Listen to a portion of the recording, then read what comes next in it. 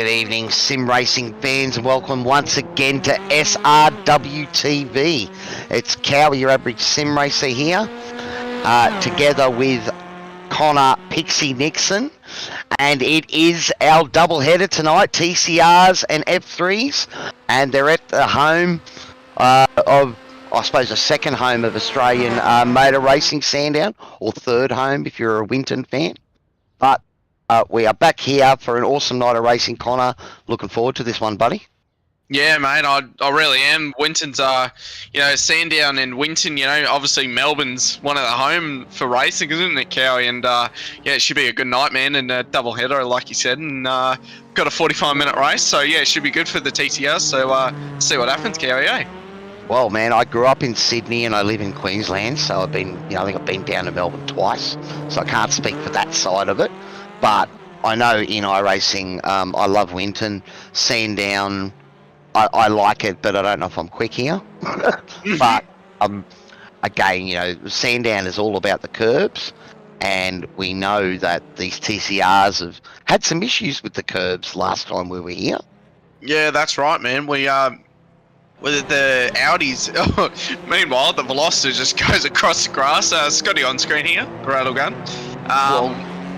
Yeah, just said two things that are highlight out. A, the Veloster is probably still the car to beat. It seems to be the one that handles the curbs the best around here. The other one is the Audi. Well, I know a few of the boys have been working on the setup to try and soften the Audi a little bit and make it a little bit less prone to, launching into orbit when it hits a curb. So we'll see if that helps bring the racing closer together. I know that, Doug and Scotty and Dylan DeBono have all been a part of it, so it's not just the Audi drivers, it's been all the other drivers trying to sort of work on, getting the most out of the TCR category, which is all about close racing. That's it, mate, that's it. I do remember last time, in the last round, Scotty did very well because he was in that Veloster. On screen here, we've got a Velocity, one of the Audis. Dylan DeBono, he actually is getting a real drive in real life. Did see him at Bathurst on his Facebook page. Oh, jumping all across the track. But yeah, I think he's getting the drive. Saw him in the TCR, and he's been doing amazing. So well done to Dylan for that drive, and how cool would that be, Kerry, driving in real life? Wow, look, that's it. I mean, we talk about that crossover between sim racing and real world racing now. Dylan has been a real world racer for a while and has been driving the XLs and that in recent time. Obviously, good enough to get a shot at the TCRs, and he's pulled it off. That's awesome. But it just goes to show that, even sort of, sitting here on your computer, you can hone skills that are going to help you in the real world. Yeah, definitely, man. Definitely. Well done to him. Shout out to him. But Jake Jackson on a purple sector had a green there. Has a green there, so let's see what his last sector is. Dylan DeBono just had a purple there, so we'll see what the times come up here now. Oh, well, Dylan DeBono's gone into the 16s, buddy. 16.6. Yeah, very good time, mate.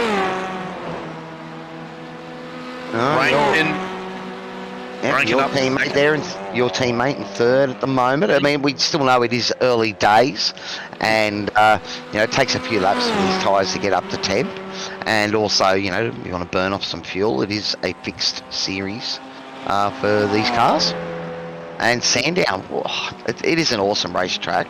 Let's have a little bit of a look here and stay on board with Doug. See if he tends to stay away from the curbs. Use a little bit of that outside one there. Scotty, mate.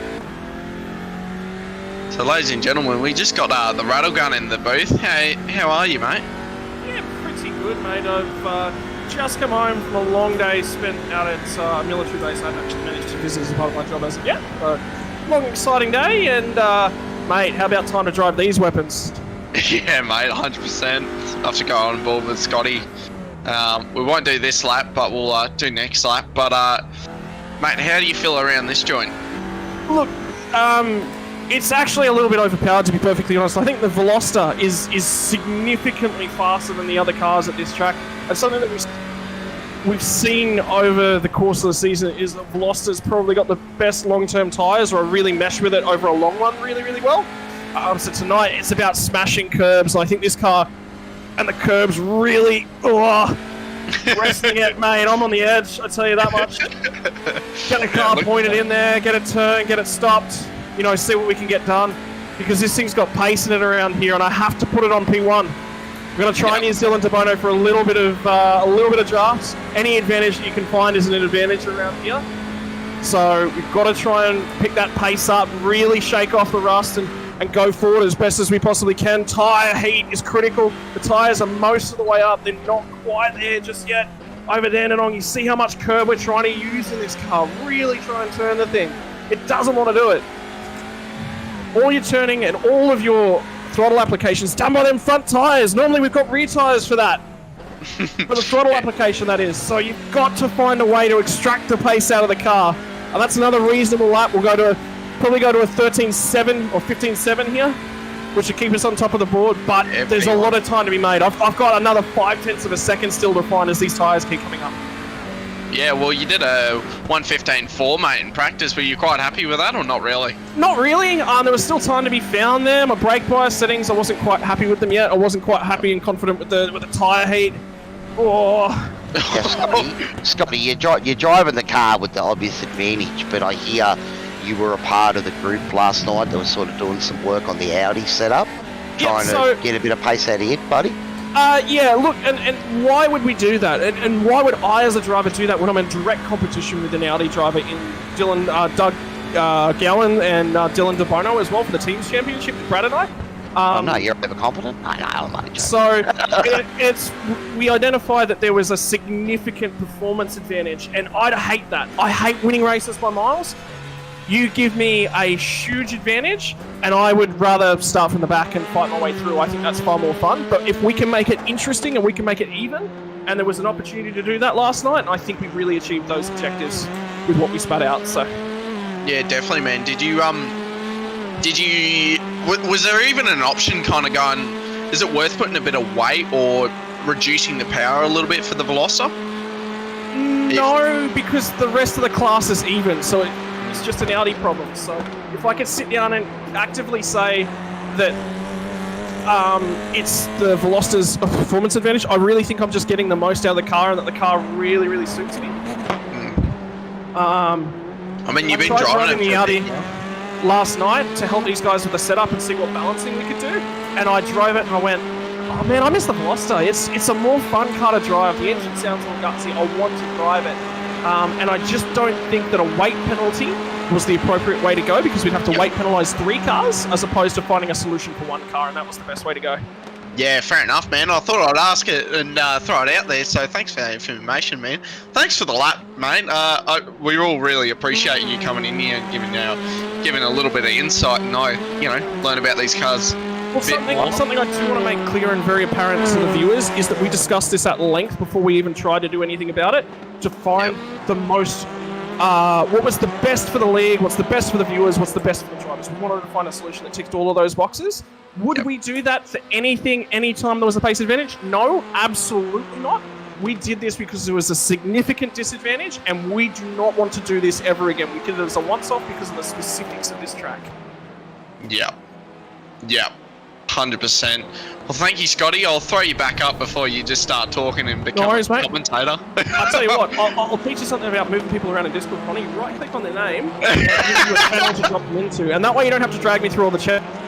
There you go, Scotty. We all love Scotty. And we thank him for that laugh. He'll probably rewatch this back and cuss at me and say thank you for dragging him back up. Mid-word, buddy. Perfect. But yeah, we love Scotty, so we're back on board.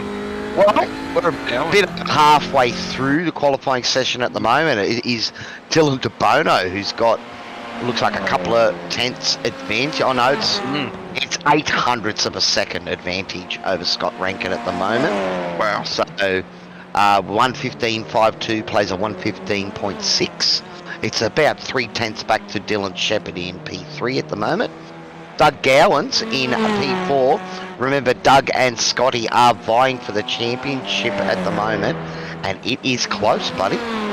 Yeah, it definitely is, Super mate. close. It definitely is. It's going to be interesting who it's a bit of a guessing game, isn't it? Like, one can have a bad round, and and the other one could have another bad round, or it could just be equal. One could go P1 and P2, and it could just swap around until the rest of the season. But it's heating up, and it should be good with Scotty and old Gowan, and but this is where Scotty's strong. He's always been strong here. He's just a different force of energy around here. He's just knows the car, knows the track, but Dylan DeBono right now just jumped up 3/10. He's still in P1. Scotty's still trying to chase him down, but we'll see what happens, Kerry. Well, at the moment it is Doug Gowans with a 4-point advantage on Scotty, so it's not much at all. But remember last week at Phillip Island when Doug got unfortunately sort of caught out in race number 2, he had a great recovery drive to finish P5 and actually, not lose too many points to Scott. So for him to be actually coming into this round with a 4-point advantage, I think Doug would be fairly happy with that, given what happened to him last week. But at the moment, only P4 in the standings for qualifying. So he's on that second row. At the moment, Dylan Shepherd has done a 1:15.59 to pip Scott Rankin by 1/100th of a second. Is it? Yeah, it's definitely Shepherd just jumped up, and he's definitely bringing something this week. Old Dylan Shepherd, he's doing really well, and you can just slowly see in the improvements just every week. The dude's just getting slowly faster, and well done to him. But we were talking about the TCRs, about the Audi with the Audi, not being too strong. But I guess it's not that bad because Dylan DeBono's on another purple sector on a flyer here, so his last sector wasn't too bad. It wasn't great. We'll see what the end one is. So he's using a bit more curb than I remember from last time, so they have softened the car somewhat. So that's going to help. And what has he done there? So 2 seconds off his lap there. No, that was a 1:15.1. Oh, what's two? And that's 4/10 faster than anyone else at the moment. No, so he smashed it out. Yeah, I had my thing on practice. Good on you, Connor. It's always good. Dylan DeBono just using a bit of grass, letting the guys go through. Scotty and Shepherd going through. Brad Wall's just in the wall there. Well, it is a 45-minute race tonight, so therefore the qualifying will go right down as long as you start your final lap. So we maybe see Dylan just doing a slow down, a cool down lap before he has another go. But at the moment, who have we got? We've got Scott Rankin with a purple sector at the moment, and he's right up the tail heel of Dylan Shepherd. So he might get a tow here. It'll be whether or not Dylan gets out of his way. Yeah, I mean, if I was Dylan, you want to kind of hold him up, but Dylan just giving a bit of a tow there. I just saw Dylan just bouncing across those curbs. I wonder what, I mean, we've been talking about it. Scotty's been the only one in the Veloster, but I'll tell you what, it's good to see. He's only 2/10 behind him now, Scotty is, so he's getting a massive tow from Dylan Shepherd here. So if he pulls him up this massive straight coming up, this would be great. Well, so at the moment, it looks like we're seeing a lot of orange sectors out there at the moment, so I think these guys were just getting ready to try one more hot lap here as they start. Looking at Dylan Shepherd and Scott Rankin at the moment, so these two, at the moment, Dylan's got good pace and dragging Scotty along at the moment, so Scotty's not worried about trying to make a move here. Yeah, definitely that slipstream's so essential in these things to have a good lap. My teammates and I were doing a lot of practice a while ago about these things, and yeah, it's definitely all about the toe. Dylan Shepherd just gets out of the way. Oh, Scotty's on a good lap. So that's worked for Scotty. Yeah, massively. Absolutely. I know Dylan didn't want to make that mistake. He wanted to keep that going because, I mean, sometimes having a car behind you makes you go faster too because you push harder. So I'll have to see if that is at what time did he do? That was a 15.4, Scotty, so still a tenth off. Though more importantly, he has got across the line before the checkered flag, so these guys will both get one more attempt. And Dylan maybe has teed up a nice little toe for his final lap, so might be a bit of tit for tat there, or a bit deep from Jake. And that's going to end Jake's run as the checkered flag does come out. So Matthew Gerard coming across the line there. What did Matty do? He's done a 16.7 that lap. So that's not an improvement. His best time 16.43. Daniel Fritz. Bono's out of it. He's pulled out of the lap.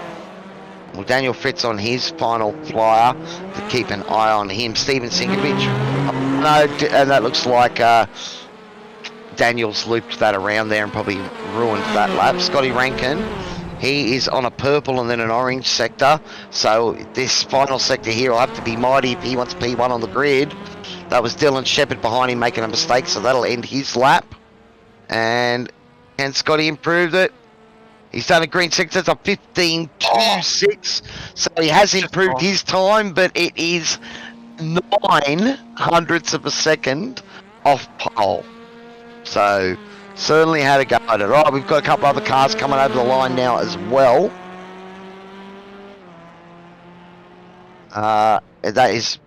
Was that Matty Gerard coming over the line doing a 16.55? That's no improvement. He had a 16.4 before, so he will stay in 7th position. And I think it's only Scott Rankin left out on the track. No, that'll be it. Because, yeah, he has completed his last lap. And there we have it. Qualifying done. 45-minute race coming up, buddy. Remember, out there, it's all thanks to DSL Welding Services. Great to have them on board here at SRW. We've also got Warren & Brown Tools, our round sponsor, and the promo department, our safety car. Also, big thanks to Racecraft, Toyo Sim, Dragon RC, and Melbourne Equipment Corp. We love having all of you guys on board with us here at SRW TV.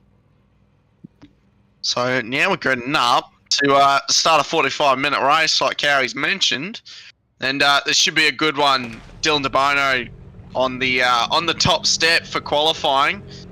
So here's our results here: Dylan DeBono in P1 in the Velocity Sim Sports. Scotty Rankin in the SRW car. Great, good attempt by Scotty. He wasn't far off. Really wasn't far off. 800s. That is incredible. Absolutely incredible. Dylan Shepherd, not too far away, sitting in P3, not far from the start anyway, so it won't take not long to catch up to Scotty. Doug Gowan in the Velocity, then Jake Jackson in the 1.9 MX Raps racing car. Bradley Wall, Matty Gerard, well done to Matty, P7 in the Velocity. Looks like he's fitting in very well. Daniel Fritz, Greg Johnson in the Team Greg Racing. Greg Barber and Stephen McCartan, which is our race stewardess. So thanks for those guys. We get to race. So 10 cars on the grid. So let's see what happens. Well, look, championship is on the line. It is Doug Gowan's P4 versus Scotty Rankin P2. 4 points in it, buddy. So it's Dylan DeBono who's going to try and run away with this, but it's that battle for the championship that is coming right to the fore. Yeah, it's really warming up now, but this is going to be interesting here, Cow, because Scotty's on the outside. That's actually the better line to turn 2. So we'll wait for the lights. Audis are good off the line, mate. Yeah, well, I was talking to Scotty and he's nailed the starts, and we saw that Phillip Island, so let's see what happens. So we'll wait for the lights. Just got to wait about a minute, so I think the lights... Here they come. Yep, there it is. Cars are revving up. Little 2-litre cars. Awesome sound. And we're away at Sandown. Scotty stalled it off the start. Dylan DeBono, great start. Dylan Shepherd's pulled away. Jack Jackson's got him as well. Down to the first corner. Dylan Shepherd trying to get heated into the tyres. Jack Jackson up the inside in P3. Jack Jackson's actually got him. No, they're still in it. Oh, good little battle there. Onto the start. Turn 2. Still Jake's gone wide. No. Oh, that was close. Pretty Wall went wide there, I think, onto the grass, mate. Yeah, that was Brad Wall with Scotty Rankin. 2 wide teammates. Now back to Jake Jackson and Dylan Shepherd up the front. They're really on it. Jake just wants to get around him. That's the best move you can do. Just get around someone real quick. Quick and sharp. 2 Elantras. Down the turn. Oh, I forgot what corner it is, but the fast left. Oh, they've went wide. Jake might make a move up the inside. No, he hasn't done it yet.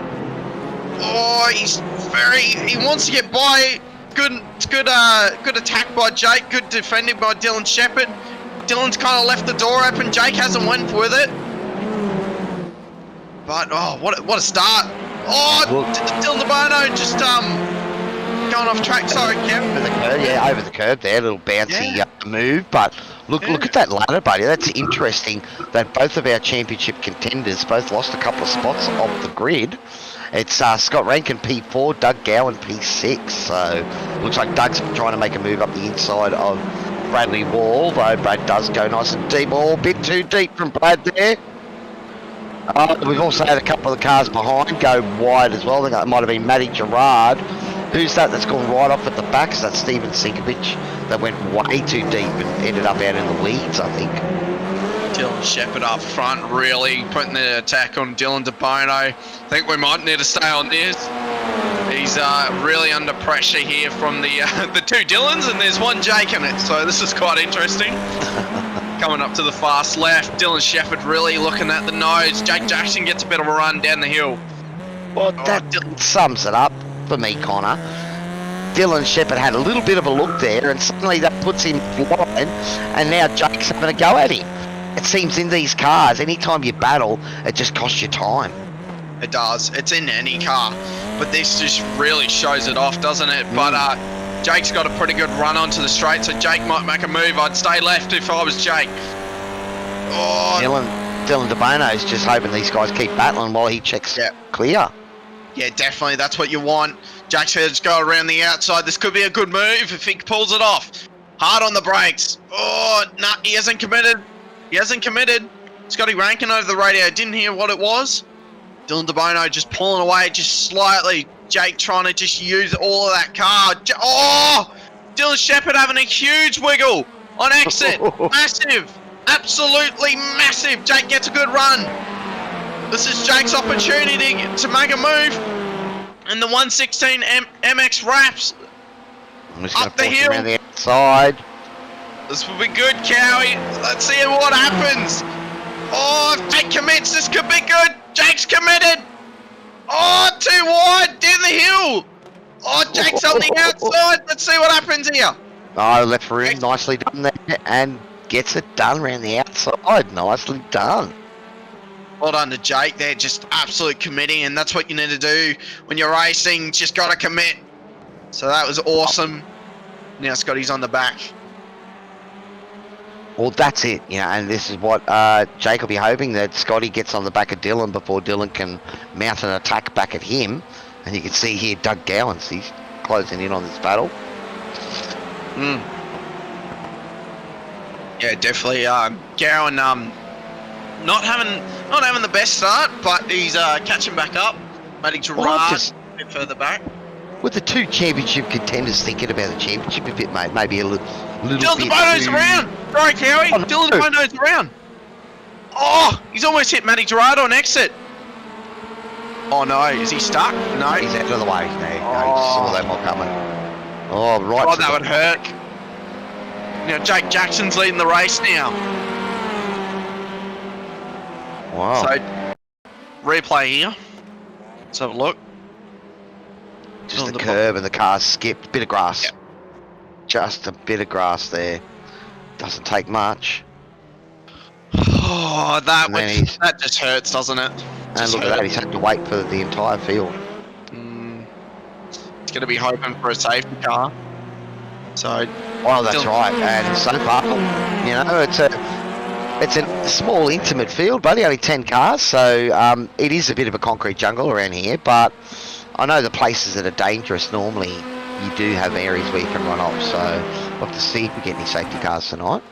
but your teammate running a P1, buddy, and doing a good job. Yeah, he's done really well. We've had a good week of MX joining. We've had an IndyCar win. Jake's won at Bathurst in the GT3s. Matt did well at Supercars. So let's see what Jake can do tonight. Scotty Rankin right on the back of Dylan Shepherd, though. Dylan Shepherd just been really quick at this round. And you know what's funny? All the Hondas up the front. No Audis. So the Hondas are quick. The Elantras up in the first and second. Scotty Rankin's going to change that, though, with the little Veloster, little bing bang, little car up the inside. Look at him go. He's got that done easy. Got it done before they go into sort of turn 9 and 10. Yeah, Scotty really setting that up. Jake's one a bit wide. Now Scotty's going to be right on the back now, really putting that pressure down. It's just a much better exit. Scotty got out down the straight, and that together with a bit of toe, you know, I mean, he got it done easy, and it was almost like a DRS move, mate, where he got it done before the braking zone, wasn't it? Yeah, wasn't it? So, look at Scotty. Oh, you wouldn't want to be Jake right now because he made that error, and he was actually at a slipstream, so that would have been fine for Jake. He just needed the pace. Down to turn 1. Does Scotty make a move? No, he's just put the nose on the outside. He's done all right there. Scotty's just lining him up. See how he's going to get a good run on here. So watch Scotty just have a mega run. Yeah, look at the exit there of Scotty. Absolutely brilliant. That was an awesome exit by Scotty.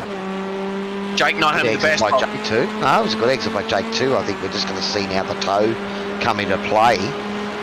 See Doug just fell back a little bit, but look at this closing in under brakes. Scotty's not going to have a look this time. So I wouldn't be surprised if he just sits here, applies a bit of pressure, and maybe if Jake makes an obvious mistake, Scotty will take advantage of it. But I think he might just sit here for a lap or two. I think if Dylan Shepherd behind him starts harassing him again, then he'll have another go at Jake, and he won't be quite as patient, I think. Yeah. Well, it's the beauty of watching it. It's the beauty of watching the sim races and watching other people apply their craft, because I suppose, as they say, there are many ways to skin the cat. You just need to find your way, and I've talked with this about you with you before, Connor, about talking about setups and things like that, and I think the next level that most of us average Joes need to get to is that step where you're starting to understand what the car's doing, which means you can start making adjustments to your own setup to tweak it for you. And as it happens, man, it's only you that can do that for you. You can get given a good setup, but it's that final tweaking that makes all the difference. You've got to find that yourself, and to do that, you've got to understand the car. Yeah, that's it. And Jake and Scotty are definitely at that level where they tweak the setup. Jake doesn't get the best run out of the corner. Scotty's just going to pull him in a little bit here, which is not too bad. It doesn't affect him too much, but it's through the corners that really affects him. If they get a bad exit here, it's all over for Jake. Jake's done a lot of laps around here, though, in the supercar. He's got P3 in a Sandown 500 with Braden Sagassa as his teammate. So down to the straight. Looks like Scotty's just going to sit there. Dylan Shepherd out of the slipstream now, so this will make it interesting. A two-way battle now. Down to turn 1. Dylan Shepherd not being in that slipstream. It's really going to hurt Dylan if he's there enough. He'll get the slip, but we'll see what happens with Dylan. It looks like he's in it now. See what happens at the straight. Jake gets a really good exit there. That was brilliant. Absolute great exit. Now we just watch the MX wraps and Scotty's little SRW car going up to fast left. There was a crash in the background. So Dylan DeBono off the track again. We'll get a replay of that in a second. Oh no, what happened to Bradley Wall? Okay, so it looks like Dylan has got in front of... oh no, this is okay. Oh no!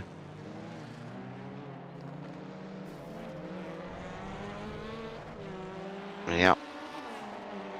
Well, again, we know these things are front wheel drive, so when you're trying to turn the thing, you can't just give it gas to flick it around. So, yeah, not. And you can see the front of those cars looking a bit damaged, and Bradley Wall straight into the pits. Is that was that Dylan DeBono behind you, or was that Matty Gerard?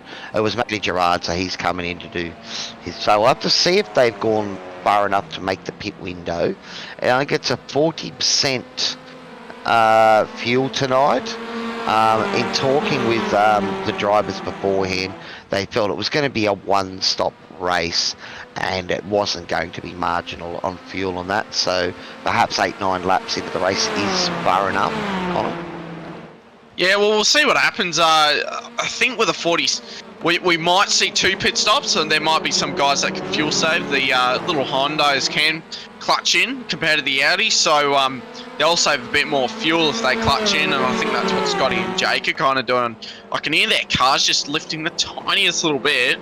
I think he's just lifting to stay in there, and like at the moment, you know, if he stayed in it, he'd be going hot into the braking zone. I think at the moment, from when I was talking with the boys, again, I'm expecting it'll be a fairly short fill, fuel-wise, to get these guys home. So if that's the case, 9-10 laps might be enough. We'll have to see, buddy. Yeah, right. But this is a good little battle here, and yes, this is for the lead of the race. And Doug Gowan's just struggling a bit tonight, Doug, in the Audi. We did talk to Scotty about the setup changes they tried to make to just improve the Audi around here, but at the moment it is the other cars that seem to be showing their floor around here, and the Audi seems to still suffer a bit. So I'm not gonna. I'll say it. Toddy in the background calling Stephen the not the Fern, the tortoise, and he's made up a few positions. He's done really well here, up into P8. But I think we need to go up to the front. Dylan Shepherd really putting the pressure on Scotty again. I think this battle's the main one on track right now. Scotty's got the purple lap right now, the fastest lap. Jake's actually pulling away here. He's still in slipstream, old Scotty, but if yeah, it's only early. We're about a quarter of the way, or a bit over a quarter of the way through this race, so it's all about positioning yourself. But I'm sure Jake would be liking to see that gap open out. He'd like to see Dylan battling super hard here with Scotty. Doug Gowans, he looks like he's struggling a little bit there, Doug, just to find pace in the Audi, but this battle is still here in front of him, and as long as they are battling, he's still in with a chance. Yeah, definitely. But last time we were here, the Audis were quick. They did prove us wrong. So we will see what happens with the Audis. But right now, for a manufacturing side of it, the Hondas are leading this race. Well, Dylan DeBono, buddy, you know, we saw Dylan have that spin and caught that bit of grass and has gone right to the back of the field. He is now back up into 5th position, and he is about 14 seconds behind the battle for the lead. So he's had a spin, and you know, a few laps later it cost him maybe 15 seconds.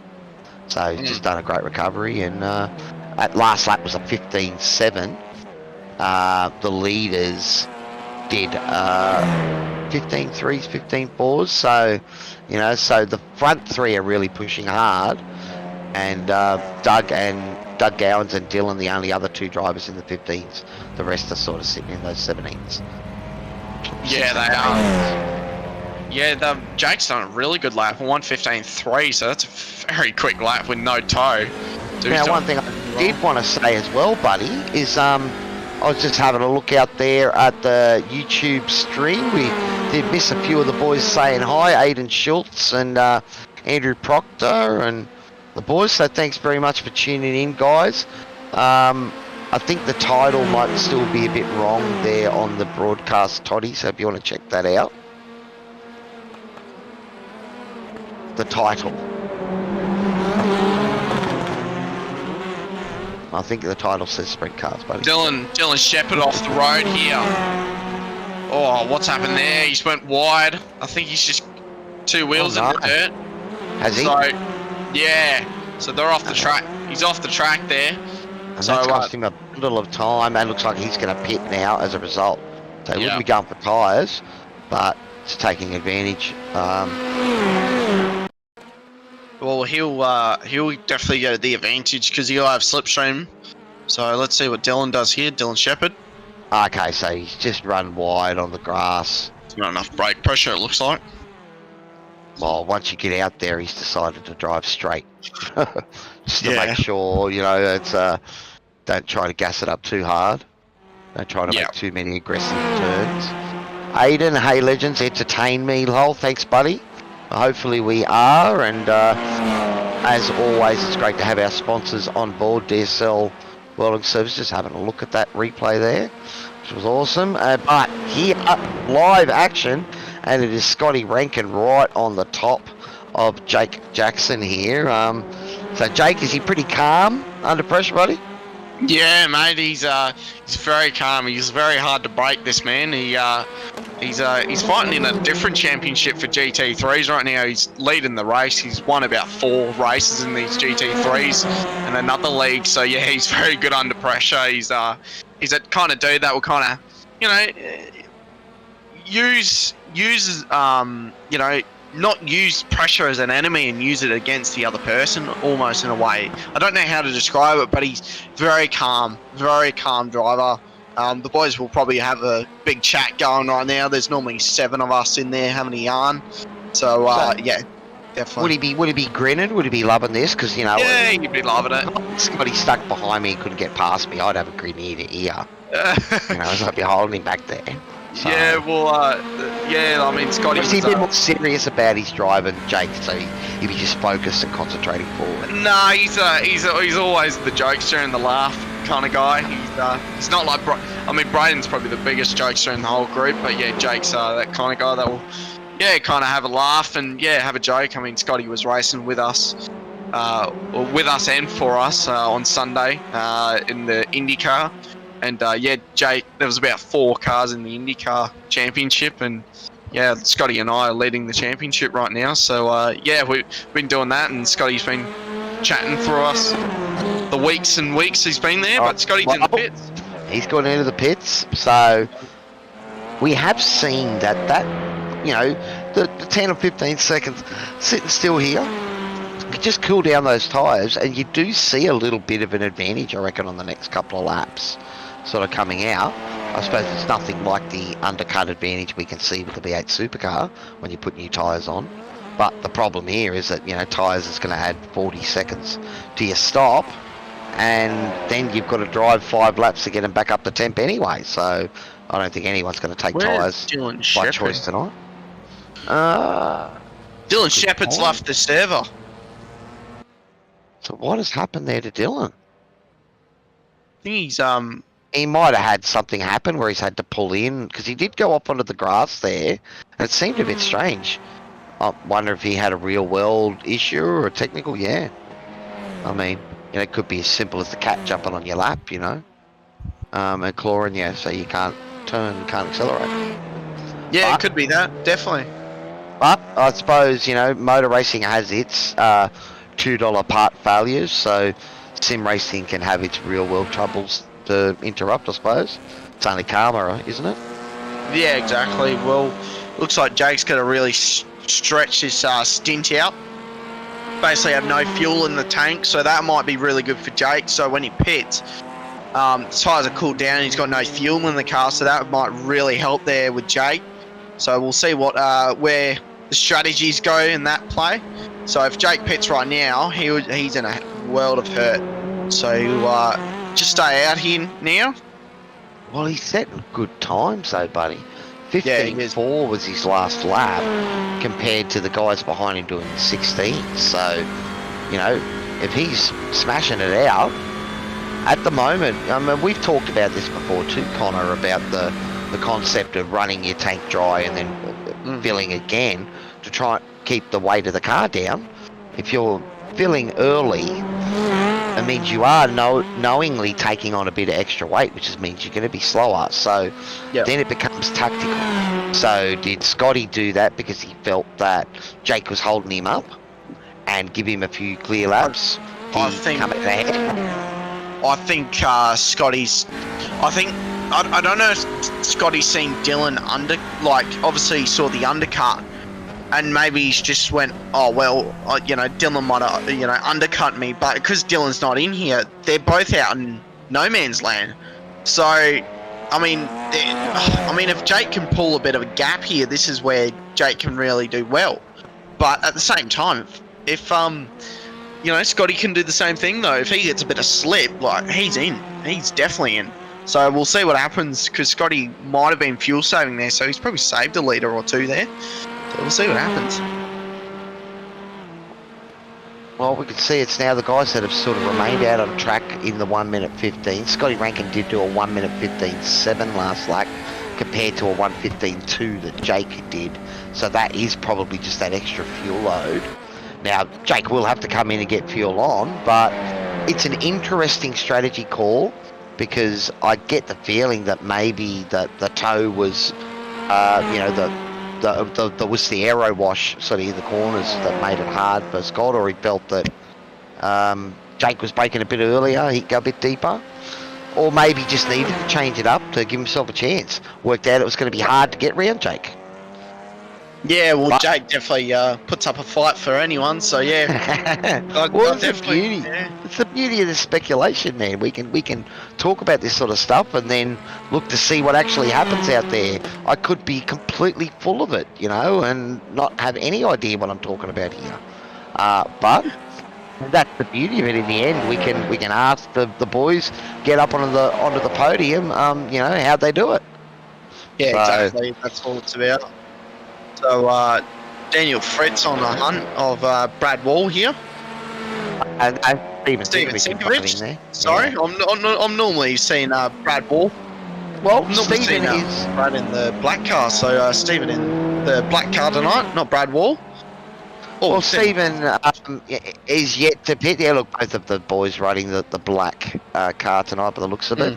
But yeah, Steven's still yet to pit. Bradley has pitted on lap 9, so he was one of the early guys to jump out of it. And you can see Matty Gerard did the same thing, and that was that little bit of damage. So I'd say both of those guys used their fast repair at that point. All right, here we go. So Jake's in now, so he did see Greg Johnson in front of him, so he's just boxed. So Jake did get a bit of a toe on that straight, so let's stay on board with Scotty actually to see if Scott's got him. The lap times did look like Jake's got him though, so let's see what happens. Oh, it's going to be close, isn't it? I think Jake's driving out already. Oh, I think Jake's jumped him massively. Well, Jake was ahead of him. It's going to be close. It's going to be close. But yeah, we did see. Yeah, we saw Jake put in some good times, and just that extra bit of fuel maybe from Scotty's had those couple of solo laps. What's that gap? It's now 1.7. Yeah, so Scott's out of slipstream now. So this is very interesting. Jake could be on a win here. So this will be good. It's good to watch. Well, I think the important thing fuel-wise is he made it to 23 minutes. So he's made it to the halfway point. So that tells me that these guys, were able to do it in one stop to be able to get it home. How long were they in the pits? We're looking at about 30 seconds for Jake Jackson. He was about half a second quicker than Scotty in the pit stop. Yeah, wow. That's actually, sorry, the pit stop was separated by 400ths. So they both nailed the pit stop. And Jake is about 7/10 quicker on entry and exit. So just that little bit better entry maybe, tiny little bit. But these are the margins we're talking about when you're looking at hundredths. It's it's centimetres out on track. Oh, millimetres, mate. It's honestly millimetres. It's but so let's have a look at this. So Scotty's pulled out a 1:15.3. Jake's on his proper lap now because he came out of the pits. But we were talking about Scotty having fuel and now he's burnt it off. But Jake's got fresher tyres because they have cooled off a little bit. So Jake just needs to slowly drive around, but just burn off that fuel. I think Scotty maybe brought in a couple of tenths that lap. And again, that's probably, as you said, more that he's already into the rhythm. When you're on an out lap, you're still thinking about things. I don't know how much you would be making in the way of sort of changes to the in-car setup. But, I know with the V8 Supercar, you always put your bars back, adjust your bias because you've got fuel back in the car, those sort of things. and that can maybe distract you on that initial outlap. But it's still close, and I think that is Scott Rankin just finding another tenth or so there. The gap is now down to 1.4, 1.3, so it's still on up front, and these boys at the moment seem to have, well, this is on track at the moment. It's the battle for third place, but both Dylan DeBono and Doug Gowans, who are running P2 and P1 currently on track, are yet to pit. So Rowdies, can they go a bit longer? So Scotty, they were only separated by 5/10 on that lap, so Scott's slowly pulling him in, just slowly, but keep in mind, like, give those tyres warmed up from Jake. I reckon this is gonna be good. This is gonna be really good. But it'll be good to know from Scotty's point of view, what was his call on strategy. It's interesting. And who's this? Is Steven Sinkovich and Daniel Fritz or Stephen cutting across. Okay, no, he's done well. Greg's avoided him as well. So Greg Johnson completing his pit stop a few laps ago as well. Running in P8 at the moment.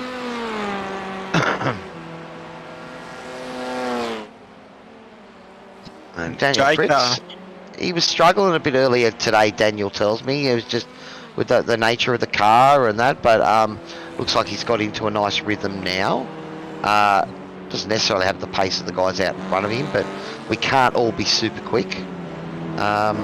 It takes all types of drivers to make up a league, and as I think I've said before, mate, I'm happily average at the moment, though I wouldn't say no to a few more tenths. Yeah, definitely. Yeah, definitely. I wouldn't mind being on track though with old Jake Jackson and Scotty Rankin.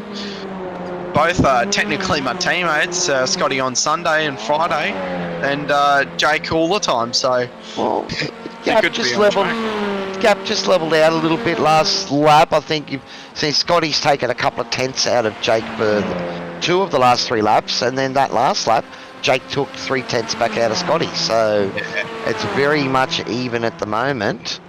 So something to keep an eye on. All right, Dylan DeBono out in front. I had that unfortunate spin that's costing time. I have to keep an eye out. The total pit lane time has been around about 32 seconds.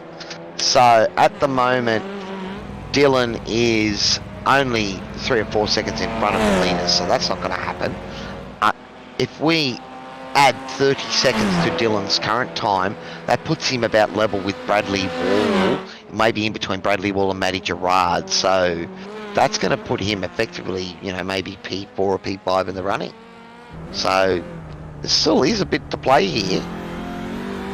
yeah, definitely. I'm just focusing on Jake and Scotty. It's just slowly, one pulling out a 10th and, Jake pulling another one. But yeah, it looks like Jake's got that gap out almost out to 2 seconds, I think now, buddy. So yeah, it looks like I was gonna say I wonder if Scott's just pitted a little early. I mean, I'm just out of curiosity. Are you thinking maybe that he's left it marginal fuel-wise? I don't know. I mean, it could be a question. I mean, Jake could just be wired, just wide around here and just be really quick. But I'm just wondering. I'm just on board with Scotty now. If we can go on board with him. And I just want to see if I can hear a clutch or not. Idea. Let's jump on board and have a look through the driver's eyes, Toddy. So we're only 14 minutes away from only 15 minutes. 15 minutes away from. I just had an absolute brain freeze. 15 minutes away from the checkered flag. So just wondering if there's a clutch or anything. Well, look at it at the moment. He's driving it hard. But again, you're not really going to see much there. If you're going to see the save, it's going to be at the end of both the straights. Yeah. And maybe just rolls out of it. And I know, talking with some of the guys about fuel saving, it's not just about clutching it in. It can be just about rolling out a little bit earlier and and instead of braking as hard as you normally would where you normally would, you can go a little bit deeper because you've rolled out, and you brake a bit deeper. And talking with a few of the Fishy Motorsports boys about that, I think those guys have proven time and time again that they're the kings of fuel saving. They're definitely up there in the supercar world of fuel saving. So Scotty's definitely pushing here. Didn't hear one clutch, not one lift, and I'll tell you what, Jake's just on fire right now in the MX Wraps livery right now. But yeah, Scotty just pushing this car to its limits here. Well, the problem is when you're chasing hard and that's when you're on the limit, that's when you can make mistakes. But the problem is if you're not on the limit, you're second. So it's a fine line sometimes. Yeah, definitely getting some victories in my life. It's being out front. You just want to be consistent. You don't want to be stressing. That's the worst thing you can do. And just watching Scotty a little bit, it looks like he's just pushing super hard, man. And I'm just wondering if he's making any mistakes. Obviously, been pushing, but yeah, Jake's just slowly pulling away. He pulled out about 3/10 on Scotty that lap. Yeah, last couple of laps it's been about 2 or 3/10. So it's it's not desperate days yet for the rattle gun, but he wouldn't like this trend here of Jake slowly pulling time out of him. Yeah, definitely. You'd be probably thinking, we probably shouldn't have pitted so early, but hey, we'll see what happens with Doug strategy. Gowans has come into the pits, so keep an eye on Doug's time. Remember last week, Doug made the big mistake of not turning his tyres off, and that probably cost him an even better recovery in race number 2. 31 seconds his pit lane time, so looks like Doug's come out. Right, has he come right out on top of Bradley Wall? It's close. So Doug's well and truly clear. He's well and truly clear of Bradley Wall, so there you go. So P4 now, and battle for the championship. It is a battle on track, though Doug's got about 10 seconds to make up before he can really bring the battle to Scotty. And at the moment, who's that? That's gone deep, Steven Sinkovich. And Jake maybe just getting out of Jake's way there. yeah, definitely. I did see Steven blinking his brake lights, which normally in normal racing that means go by. So 600s was last lap. That's how close it was. Let's see how it is now. Jake's just done a 15.3. What has Scotty done? A 1:15.6. 6. So it continues to grow. Yeah, it 2.6, 2.7 now. We are down inside the last 12 minutes of this race, guys. Remember, out there in Facebook and YouTube land, if you're loving the show, please give us a like and subscribe. Put your comments in the chat there. We'll love to have a conversation with you guys. Hope you're enjoying the racing. As always, big thanks to our sponsors, DSL Welding Services, our round sponsor, Warren & Brown Tools, the Promo Department Safety Car, which we haven't seen tonight, Connor, and I doubt we're going to see it now. And also, big thanks to Racecraft, Toyo Sim, Dragon RC, and Melville Equipment Corps. Yeah, sorry, mate. No, you're good, man. It's not going to happen, I don't think, is it? No, I don't think it's happening at all. He's it's very clean from all the guys. Oh, just saw a bit of smoke. Okay. Looks like Dylan DeBono has made it to the end of the pit window. So, yeah, look at that. He's gone almost 35 minutes. So, definitely one stop was all that was required for tonight's race. But is that Scotty closed the gap a little bit there? Yeah, the huge gap. It was a 15.2 versus a 15.7 for Jake. So, there's half a second. So, perhaps Jake just managing the gap? Yeah, he could just be saving a bit of tyre as well. It's always good to... I've been noticing a lot of motorsport recently, all across the board. It's the guy at the front saves a bit of tyre when he's out front, and the guy behind you, he's always going to be pushing, right? So if he catches up, and I've been doing it recently in my races, is don't cook the tyres, just slowly, just drive around, you know, and if the guy's catching you slowly, just drive normally, and you'll actually find time doing that instead of pushing super hard, because you're going to make mistakes if you push hard. So it could be a good strategy from Jake, but yeah, Scotty really trying to reel him in, so it's good to see. Well, you see fun and games in some other, you know, classes and that, real world and sim racing. Dylan DeBono into the pits there again. So what's happened to Dylan? Has he picked up some damage or short fuel? That is his first pit stop. Okay, there we go. So, but look, yeah, as you were saying, you know, look, it is a limit thing, mate. You know, and you've got to push, got to find out what you're made of, and you know, these boys are battling hard tonight. Where's Dylan come out? So this is going to bring him out. That's interesting. That's very interesting. I'm just having a look at lap times now. Scotty's actually pulling him in. I wonder if Scotty was saving a bit of tyre in a way, because yeah, he's pulling him in. Well, as you said, you know, it could be that Jake pushed the tyres there pretty hard for those 3 or 4 laps when he came out ahead of Scotty. And then Scotty takes it easy, looks after him a little bit more. Tyres, they're a big part of the V8s that we both know and love, and you've got to be gentle on them at the start. These here, where we know the guys haven't been changing their tyres, so these are the tyres they started the race. So if you've been battling hard for the whole race, then with 10 minutes to go, I don't know if these tyres are going to be feeling that great. But these guys are still pulling 1 minute 15s, and are getting close, you know, within a couple of tenths of their best lap times for the race. Oh, I just had a look at another thing, look at their times. Jake's done a 15.4, Scotty's done a 15.3. So Scotty's slowly pulling him in, not by much. There's not much in it. It's poised, buddy.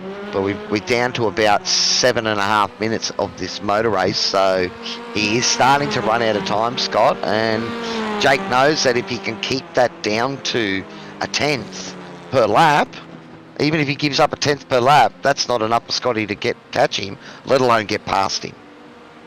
Yeah, it's the other thing is too, though, you don't want to be too cocky in this situation either. That's the other thing people make a lot of mistakes about. It's being too confident in your driving. I've seen way too many times when people are out front, you know, just being like, oh, I'm going to win this race. Look at that, over the curve pretty heavily there. That's right. Well, that was a perfect example. Just seeing there, the car bounced a bit awkwardly over the curb, and something slightly goes wrong there, and you're gone. And yeah, that's it.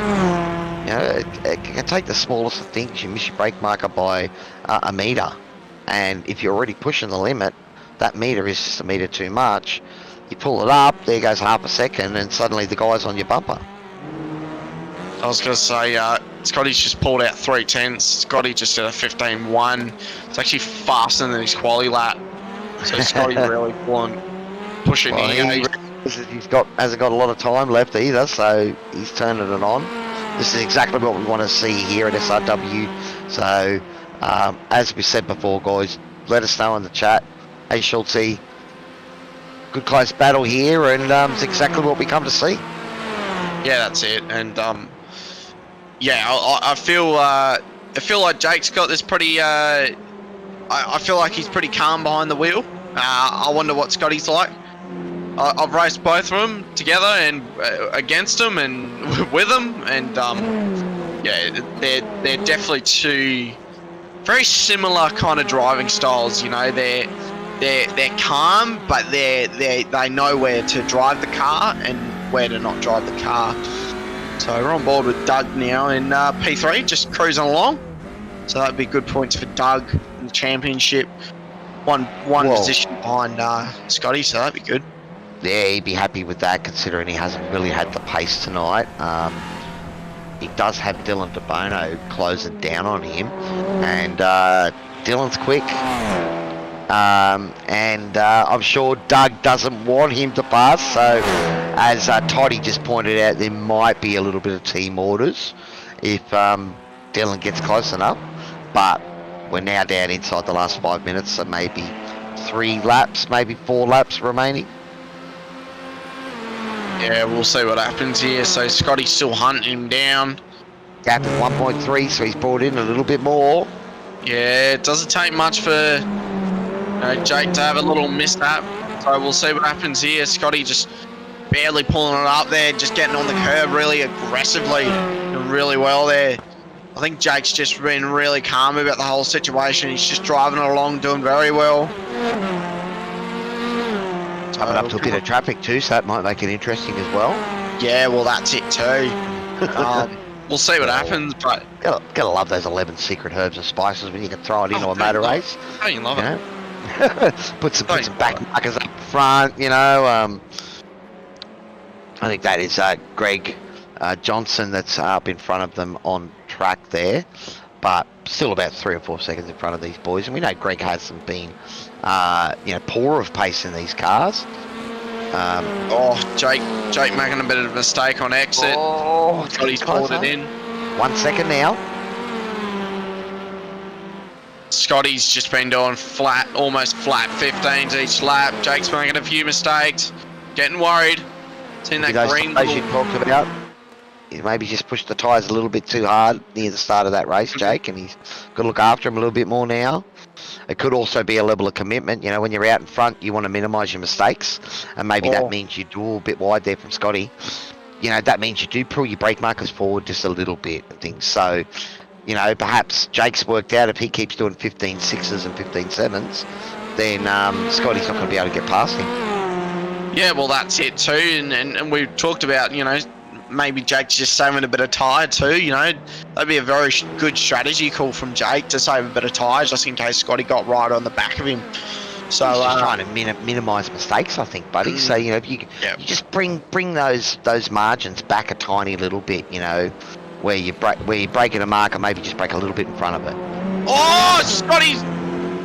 Oh, they both launched over the curb there. I can see your eyes bulging there as it went. Oh, mate, 2 teammates. I'll tell you what, it's pretty. Yeah, when that happens, your heart stops basically. Because I'm going for both these boys. So I don't really care who finishes. I mean, I care who they finish, but yeah. These two have sort of hogged the stream tonight with the sole battle on track for much of it. Greg Johnson's gone wide there a little bit. Is he going to come into the play? He's just going to get out of the way.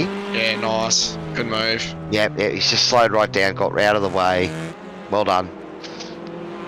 All right, so we are down to inside 2 minutes, so I'd be very surprised if we're going to get no white flags, so there is going to be probably 2 more laps.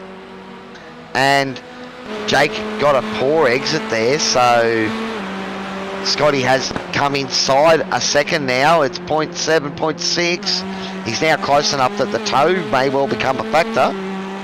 Yeah, well, that's it. We saw both of these two making some passes pretty early on the stream, so this should be interesting if they do get in a bit of a battle here.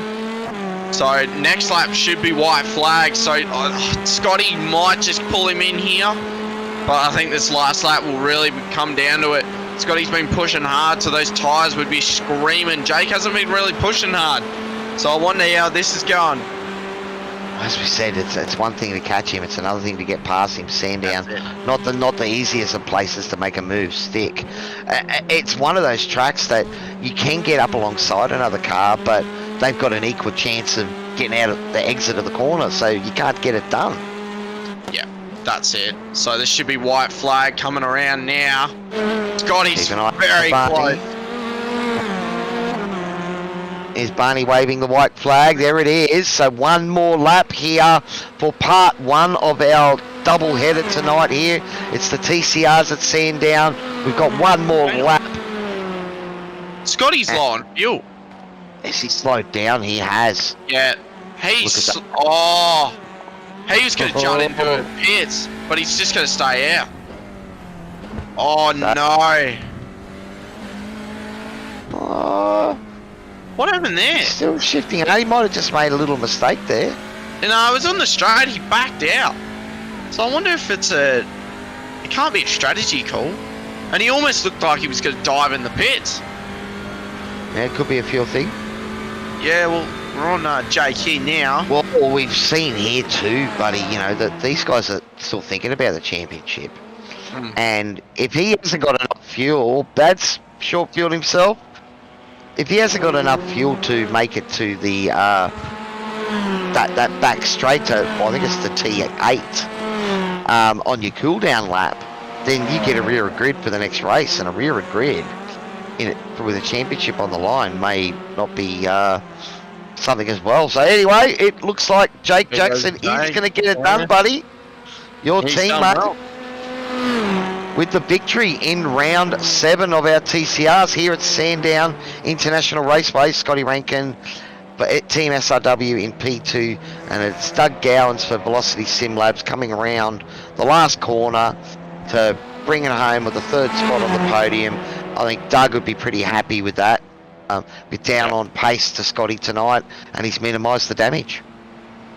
Yeah, I mean, I think Jake's just done an absolute great drive. He's just what a strategy he was on. You know, he's I think Jake's pretty low on fuel. I think he's remembered he has to go around again. So he's just... both of them are going to make it though. There you go. So there's not going to be any problem with Yeah, I wonder what happened to Scotty there. I wonder if he just backed off it. I think a little bit out of shape on the last coming out of the last corner. That could have cost him too. Yeah, true. Definitely. But, well, the beauty of it is these boys have finished P1 and 2, so we are going to get to have a chat to them, mate. So I suppose you can throw that question right in their face and see how they handle it. Yeah, well, talking about people, Dylan DeBono having a good drive, coming back through the field. Should go on board with Jake. He's about to pull up to the start-finish. But Doug Gowan doing really well in P3 as well. So all 3 of them will line up. So Jake's going to park in the middle. The MX Wraps 1-9 entry. So Jake's slightly parking a bit more forward than Scotty. I saw both of them pull up, and Scotty just parked just a bit further forward than Jake. So there's one of the Velocity cars going in. Here he comes there. That would have been Dylan, and here's Doug coming around to take up the 3rd spot. Well done to them, all 3 of them doing a really good drive tonight. Tell you what, Scotty had a great drive coming back through the field. Obviously with the start, that was an absolute... He'll call it a shocker, and I'll call it a shocker. So, yeah, but... Maybe it's a bit of excitement, buddy. I mean, Scotty did battle hard there, and he pushed Jake, and, you know, Jake had it all under control. Yeah, he did. He did really well there. So, we're just gonna... We've got Jake in the green room at the moment, but just waiting to see the other boys as well. I'm just... There's Doug. He's just come into the green room, so let's grab Doug Gowans first and drag him in. Have a chat to him. And Scotty. Doug, P3 tonight, buddy. Didn't quite have the pace of the front 2, but No. you'd be fairly happy that you minimised the damage to Scotty? Oh, look, that was the aim tonight.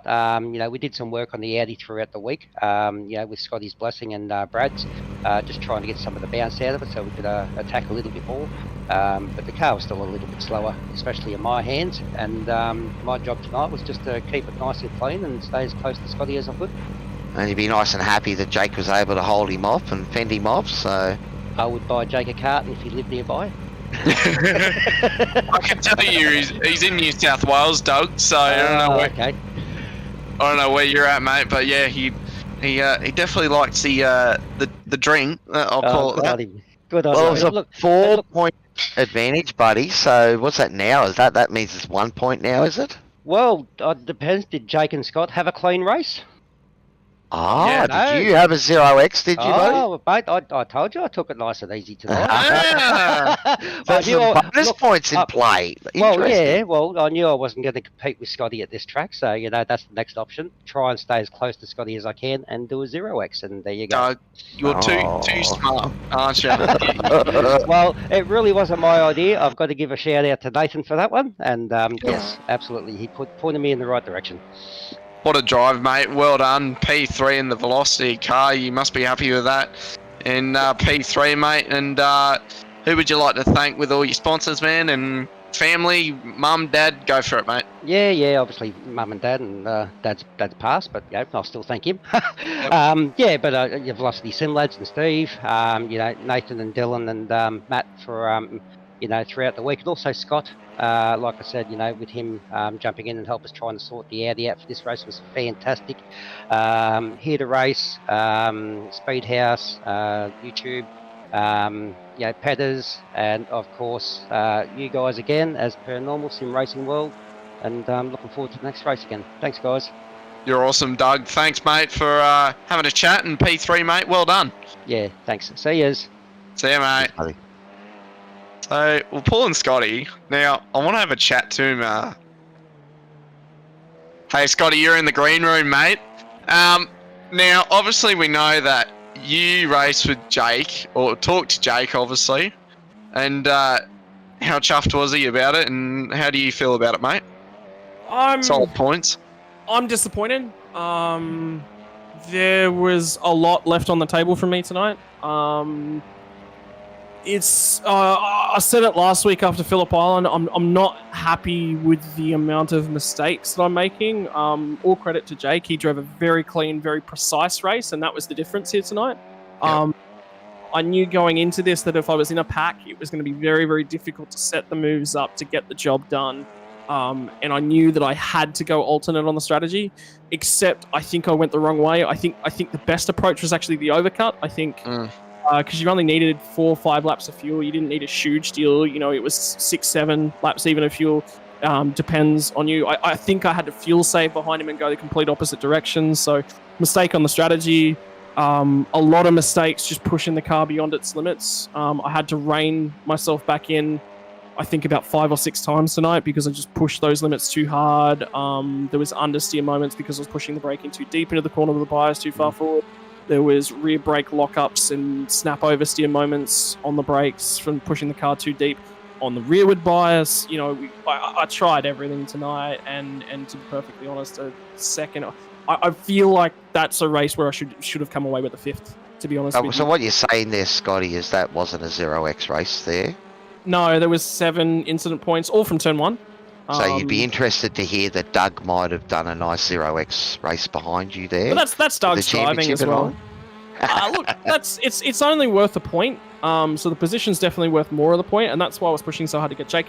If I get Jake here tonight, that gives me a buffer. That gives me some wiggle room. That gives me, the ability to play with things, and to play the strategy very, very conservative for the last 2 races and not push the limits. Now going into the final 2 rounds, I've got to be a lot more aggressive than I wanted to be. I've got to go out, and for me, I think I've got to win one of these 2 next races. I don't think P2 is good enough. To be honest with you, I have to win one. There is, and the other one's still going to be a P3 at worst. Doug is too good a driver for me to be able to sit here, show up, make that level of mistakes, make that sort of a race the way it happened, and get away with it. And yeah, look, credit to Jake. You obviously, it's the same thing as Kevin Magnussen over the weekend in the Haas, getting a pole. You've got to be in the right position with the right amount of talent, with the right crew, with the right gear at the right time. And Jake's done that tonight, and that's why he's the winner. Well, yeah, I was talking about it on stream, Scott, that he's done a lot of laps around here in the supercar, and it looked like it just trans over very just knowing the track well, but yeah, obviously the car not at all. The skills, look, knowing the track definitely does add something, but there is no correlation in the cars whatsoever.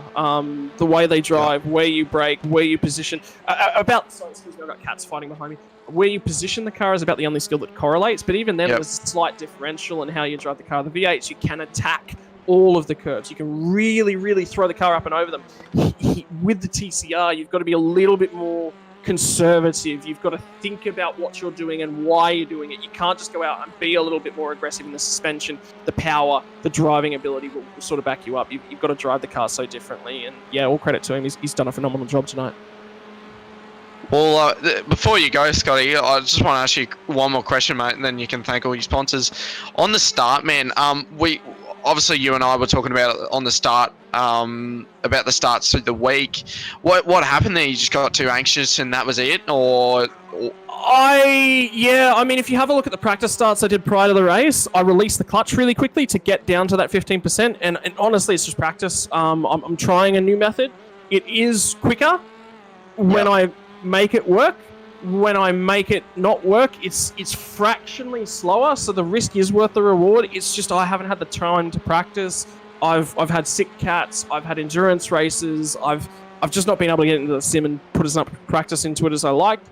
Maybe I shouldn't have gone with that method here tonight. Maybe I should just go with the old tried and true dump the clutch and hope, which would have given me a mediocre start. But that's something I'll work on before next week. That's, I've now got to go and turn the laps to say I'm now confident with the track. I'm not going to make these mistakes in a 45-minute race because I'm better than this. I know I'm better than this. I'm disappointed in the way that I performed tonight. P2 on the standings, points in the bag, but I'm disappointed with how I drove the car, how I attacked. And there's a lot of points that I'll put in the notebook and a lot of things I'll learn from this week. Yeah, mate. Honestly, like from my point of view, mate, P2's P2, but yeah, obviously you're fighting for a championship, man. It's not that. It's I'm sick of driving from the back. You would know probably best out of everyone, Connor. But the amount of qualifying sessions I've now messed up. The amount of good positions I've put myself in, the hard work I've put into race run practice. I have fluffed qualifying efforts the last... I can't count how many IndyCar races in a row, and that's really getting to me, and it's starting to really frustrate me because I know that I'm better than that. I know that I can perform. It's putting me on the back foot, and I know that when I'm on the back foot, I drive very, very well, but I'd like to be on the front foot. I'd like to be up the front. And pushing for the results and drawing the talent that I know that I have out instead of fighting off the back foot and having to defend and really get aggressive. And that's where the disappointment's coming from at the moment. Fair enough, man. Honestly, well done, Scotty. Who would you like to thank sponsors, mate? I want to say a big shout out first and foremost to Matty Keane this week. He's been a very big influence. He drove 10 hours of Suzuka over the weekend with me. He drove a phenomenal effort, including 4 hours straight in the car, which can't be understated how much of a man that is and how much he's driving me at the moment. I want to say a big shout out to my wife, who is away at the moment, and she's chasing her dreams. And, I've got to support her, but at the end of the day, she's what drives me. Everyone here at SRW drives me. Like I said last week, Connor, you drive me. You really, really do. You make me want to drive to be a better person. And then there's the actual sponsors themselves.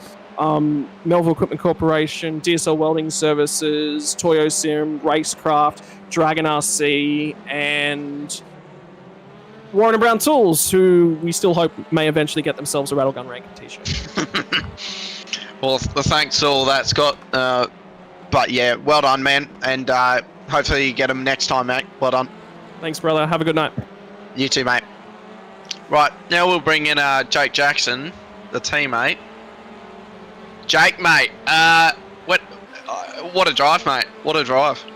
What a drive, what a start, what a finish. What can you say, mate? Nothing really.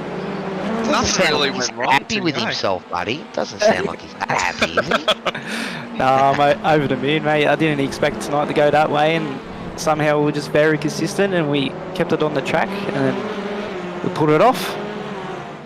Can't be any happier than that. Was it just about trying to stay consistent? You could see sort of Scotty was pushing 1 point, he'd gain some time on you, and then he'd lose time again, where maybe he pushed a little bit too hard. It was just you trying to stay right on the button.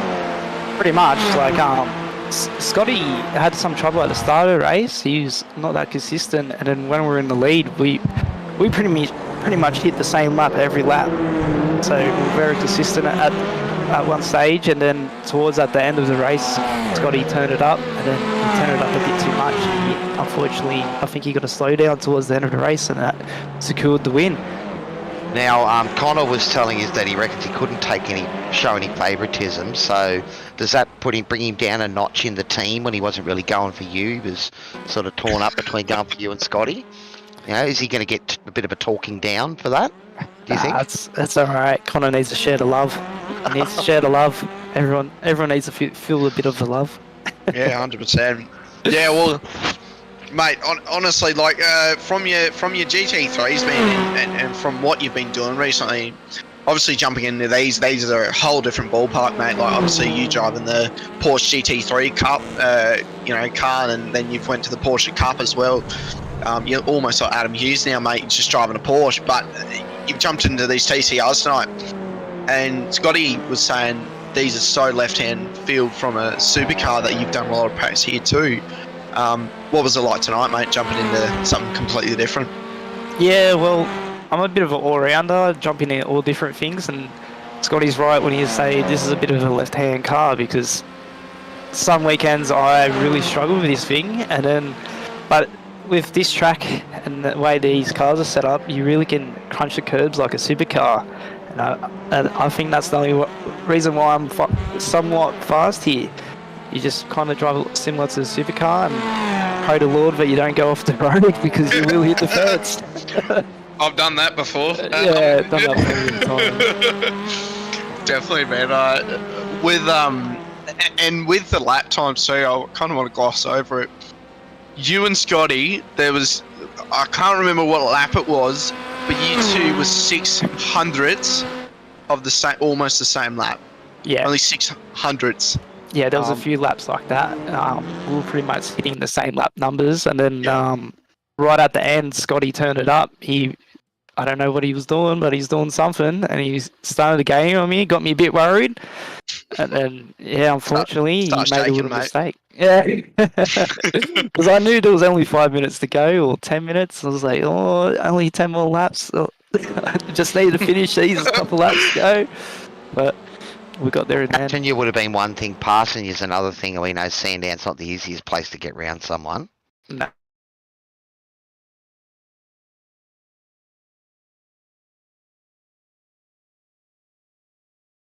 Oh, you there, Toddy?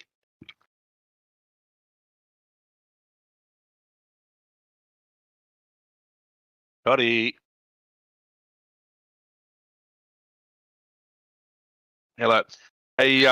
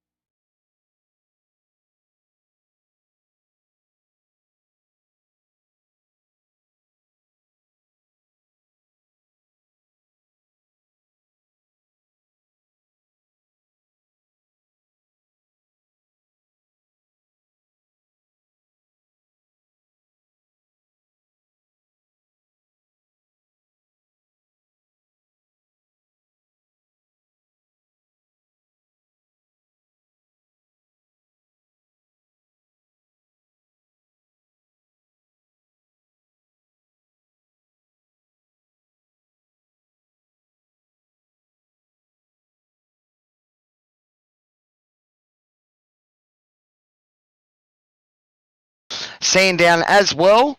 So we'll take a short break here at SRW TV, and we will be back with you soon.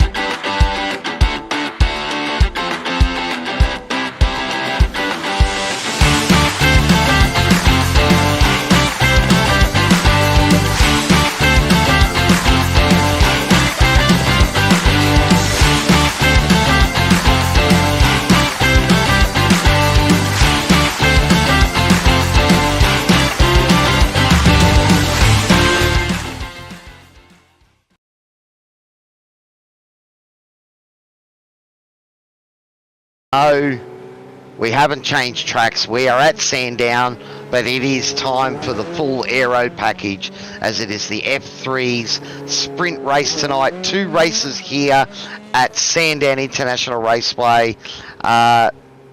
This did hold a Grand Prix race, though it's probably been a while since we've seen cars like this here at Sandown. Yeah, mate. Did the S5000s race here? Yeah, they did, mate. Hi, ladies and gentlemen. Okay. Hi, ladies and gentlemen. Yeah, we're back, and the S5000s did race here not too long ago. It was good to see them go around. But yeah, it's been a while since proper F1 cars went around here. But yeah, got a little sprint race, Kerry. How good's that, mate? Well, look, what's going to make it interesting, buddy, is the reverse grid for that second race, reverse top 10, because we're going to see these guys. We've already seen, when the field gets mixed up, it can get quite interesting. And, cars that break when you look at them, funny. So, and we saw a beautifully clean race of the TCRs. So, is it going to be another night where the promo department decides to stay away? Last week, that was the first F3 race I think I've only ever commentated one other F3 race where I haven't seen the promo safety car. And last week was one.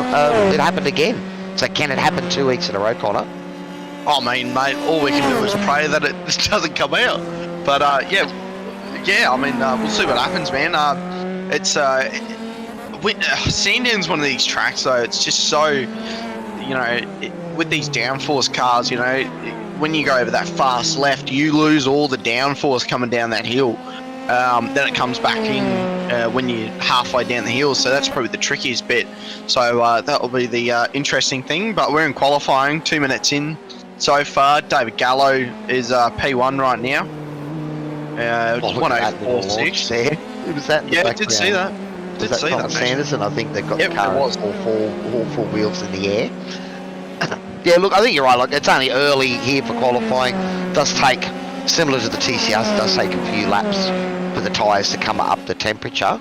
But yeah, look, it's only 20 degrees out there at the moment, so track temp, that's pretty cool. So it should be ideal running. Can't see which way the wind's coming. I think sometimes it can affect you if you're getting the wind behind you into that braking area into T10. But it's more about not locking up any tyres. That's the main thing you worry about at that corner. Yeah, definitely coming down the hill, yeah, for sure. It's definitely with these skinny little tyres, you don't get much mechanical grip. It's all aero based. And yeah, if that aero comes away, you're pretty much down the toilet. It feels amazing when you've got that grip and you turn these cars in, and it's just there. But we can see that there's a few bumps, there's a few nasty curbs, and you can see these guys really avoiding those curbs where they can. A little bit of oversteer on exit there, but from Scotty Barge, and this is the After Dark Sim Racing machine. But again, it's full commitment. Once you get those tyres up to 10, it's win it or bin it effective mentality. You just got to send it, because the harder you send it, the better the aero works. And that's it. So Scotty Bargen been at Sonoma recently in the F3A. Currently Scotty Barton is P1 for Vision P1, so in qualifying. So he's doing really well here. But yeah, he did F3A last night at Sonoma. Apparently it went pretty well. So classic Scotty Barton. So David Gallo coming across the line, P1. Martin Lofthouse, not far behind Scotty Bargen in Martin, the JWM machine, he's been right in amongst it the last couple of weeks with a great drive last week. And, just off the podium last week, but he was right in the mix there for a lot of that race. So he's been enjoying his stint here. Looks like we've got a pretty decent field out there, buddy. Is that close to 20 cars? Roughly, mate. Yeah, so it's great to see again. The F3's been quite popular here at SRW TV. I know that they've got a really good follower base out there. I'm sure a few of the lads, Chris Bleakley saying good luck. And Scotty's getting down it on himself in the chat as well, Scotty. You don't need to put too much pressure on yourself, buddy. Just enjoy it, have some fun. Yeah, I think I think Scotty after that just needs a bit of a cool down. He's watching this, so and obviously Chris, the team boss of 1-9, watching. So after his little win, I think Chris would be pretty happy right now. Yeah, well, it's been a great night for your team so far. You don't have any runners in the F3, do you? Bryce is in here, but he hasn't put a lap time down. Okay. That's right, Bryce Meetings. He's one of the new team members, so still trying to find his feet here in the series. Look, there we see that familiar name has popped to the top of the sheets at the moment, buddy. Matty Jones of the 103.9s, the first man into the 3s. Didn't really get a chance to talk to the boys before tonight's race. There's his slightly different colours, slight change to his livery there. That's right, it was a lot redder. Toddy, you've got it. Saying his livery was a bit redder last week, so a bit more white there in play. He is running away with the championship at the moment, Matty Jones. But as I was saying, I didn't really get a chance to talk to the boys before here at Connor. A little bit of a chat with Adrian Loretti. Adrian's got the Kittens racing machine. He's doing a stream tonight in his motion rig, and he was telling me it's about 12 laps for a tank around here. So it is a sprint format tonight. So as we said, guys, 15-minute quali, but the moment it hits the 15, that's when quali ends. You don't get to finish the lap you're on. That's it. So these boys that have put times on the board now, they're going to stand, and it's all going to be about trying to find that little bit extra to get you as high up the grid as you can. Because it's a 20-minute race followed by a 40-minute top 10 reverse grid race. So that's when the pigeons will be thrown right amongst the cats, or the potatoes will be spread everywhere out of the sack, and it'll be a free-for-all. So I'm looking forward to that. But yeah, 12 laps. We're going to have to keep an eye on the time here, because I think they're only going to need one stop in the first race, but they might need two in the second race, buddy. Yeah, mate, it should be good. I think there should probably it'd be a few pit stops in this one.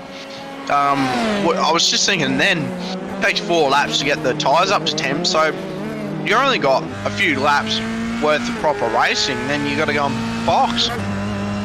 But he wouldn't take tyres, I would think, similar to the TCRs, just because of the work that it takes. I know the radicals very much the same. You know, the only time you're going to be thinking about tyres is an hour-long race and maybe everyone behind the safety car. Yeah, well that's it. And you know, but the tyres fall down though, and I think someone just went up. Matthew Pignata's just jumped up into P1.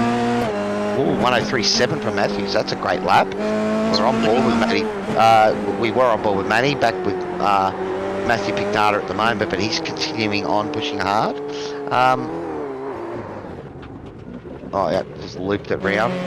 So I think, oh no, there's contact. Okay, we missed that.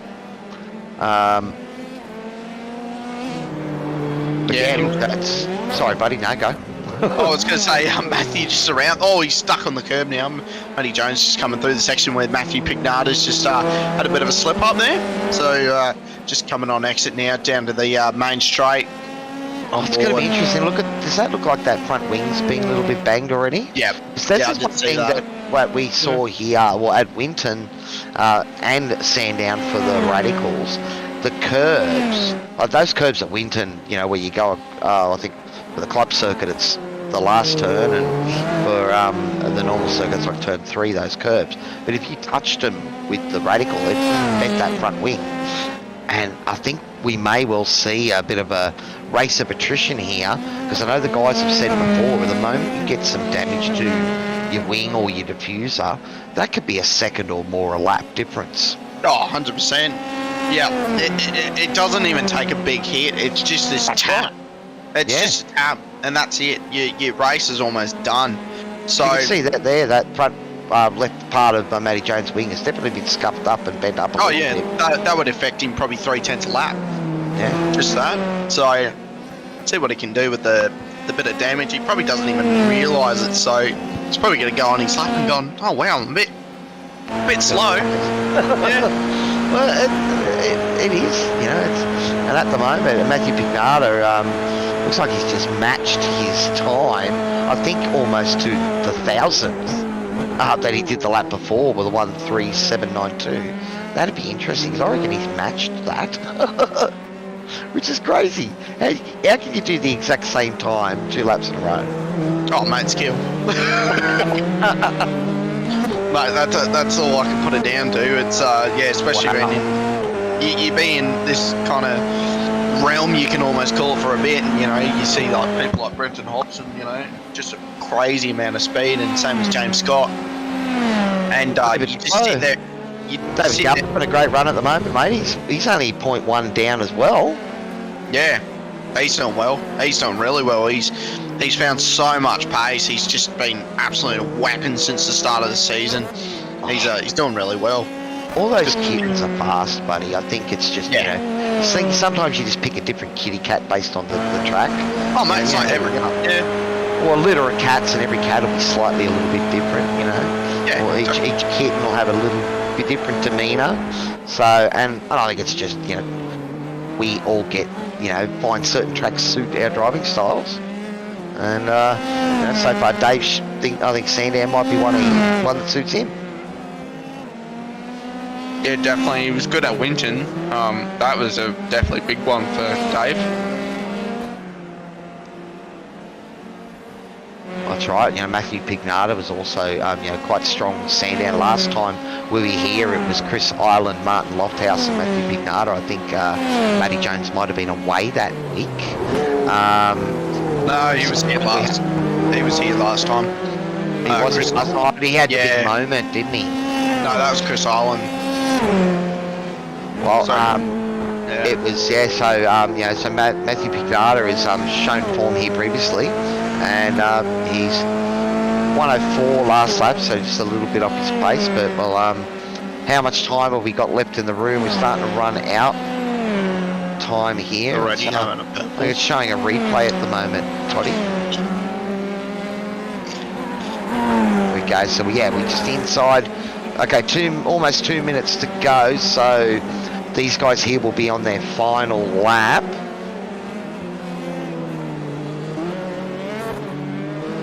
Yeah, it might have just been at my end there, Toddy, apologies, but yeah, it was. But we're having a look here with Adrian Loretti, so yeah, Adrian shared his Kittens racing stream with me earlier tonight. Was giving me a bit of an idea on the fuel numbers there. It's like Darren giving him a nice tow up the straight. And then getting out of the way of Jeff Thomas as well, so that was good of Darren. But yeah, it's the boys are playing around with the aero tow down the back. Shows you how tight it is, mate. It is 0.2 of a second separates first to 10th. Oh, mate, it's a mind game. Honestly, it is a genuine mind game. In qualifying, it's in anything. It's, you know, getting the car nice, you know, getting your head in the right space, and, you know, when you go and do practice, you're not thinking about doing a good lap time. You're kind of doing there, you know, having a bit of fun with your mates, and you end up doing a good lap time, and you're like, oh, wow. Looking on board with Adrian Loretti, just really soaring at the wheel. Looks like Colton Herder. These guys are pushing hard now. Well, this is the money lap. This is their last chance. We're inside the last 45 seconds, so Adrian will get to finish this lap. At the moment, I can't see any green sectors, apart from maybe Stephen Sinkovich, the only man showing green sectors at the moment. So have they pushed the tyres, you know, beyond that point where they're operating at 100%, and you don't quite have the grip anymore. All right, Adrian coming across the line. Can he improve his time?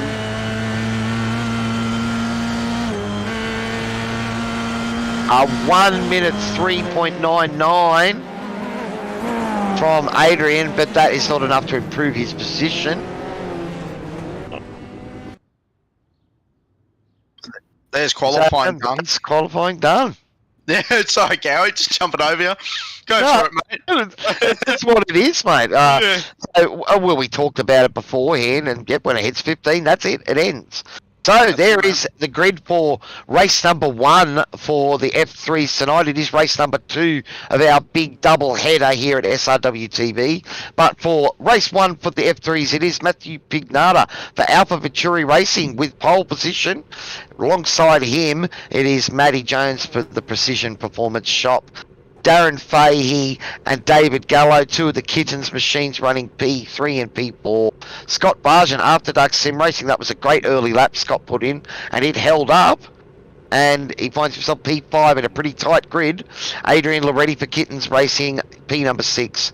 And then we've got Steve Tonkin, the first of the JWM Motorsports machines. Thomas Sanderson, teammate of Matthews with Alpha Venturi in P8, Jeff Thomas P9, Martin Lofthouse P10, both JWN boys. Daniel Byrne P11, Daniel just a back bit down the field, more than he would have thought. Brad Hudson for JWN in P12, Andrew Lydon, Wade Reynolds, Kittens and JWM, and we've got Danny Matesic, Stephen Sinkovich and Bryce Meddings for 1-9 at the back, and Adam Hughes.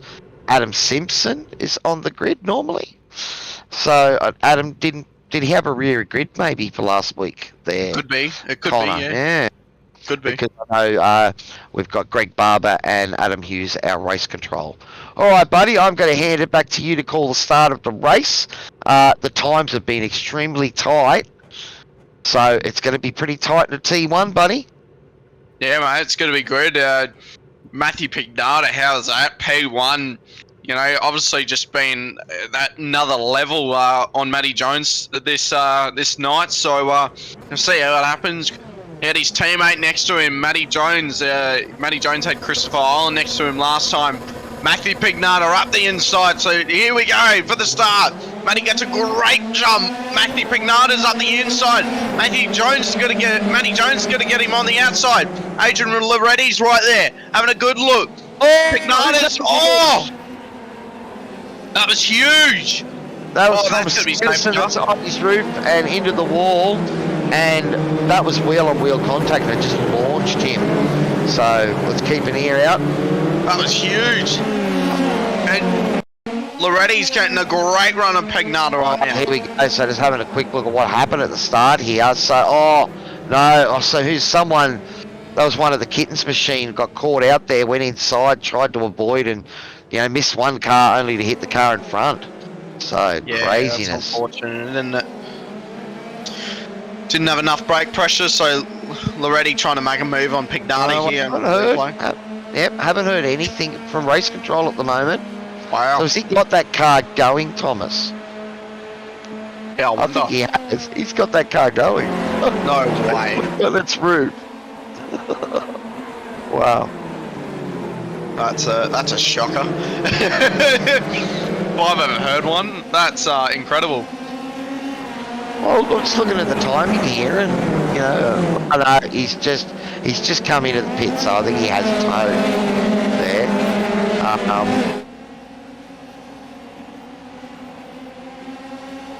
But it is lap 1 down of our sprint race tonight, and the boys already battling hard, and it's. What an opening lap, though, eh? Matty Jones has got past Matthew Pignata, so we've missed that as well. Yeah, he got that. He got that in turn 2, mate. Yeah, when the action was going on, turn 2, Matty Jones got the jump on him. That was contact as well. I think that was already. Was that already? Andrew Lydon's back there. So it might have been him. Adrian's already ranked P5 at the moment. P4, he's got ahead of Scott Bargen there with a nice move down the straight. Huge lock up there from one of the Kittens there. That was David Gallo, I think, locked up then, was it? Might have been. Yeah. No, it wasn't. It was Adrian Loretti. So I think Adrian got past David, and then Adrian locked up. Yeah, definitely could have. Daniel Byrne has been given a penalty for the contact on lap 1. So that is going to end his chances in the first race. Good thing for him, there is a second race to redeem himself tonight.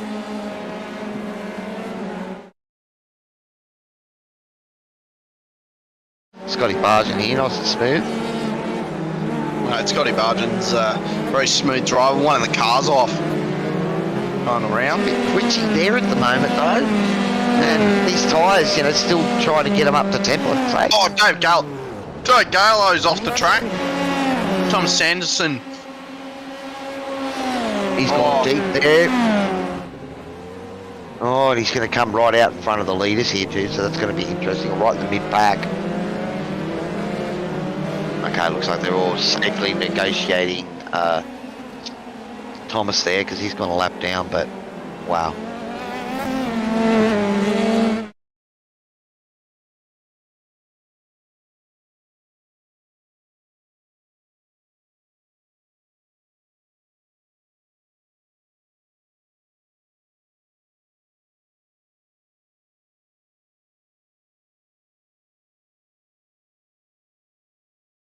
Went in the pits. Yeah, so he lost that front wing there, I think, as a part of that. So it's yeah, so there's a fair bit happening here. David Gallo's been in the pits, Daniel Burns been in the pits, Brad Hudson has been in the pits, Steve Tonkin's been in the pits, so there's a fair bit going on. Steven Sinkovich has been in there as well. I think Stephen and Daniel had the drive-through, so yeah, look, it's sort of heating up, and It is, mate. It's already cracking along, isn't it? Didn't take long. I still don't know how the safety car wasn't out though. It was amazing. Thomas got that car going after being upside down. That's pretty cool. Yeah, it definitely was. It was yeah, definitely interesting that no safety car, but it is what it is. Adrian Loretti on screen now.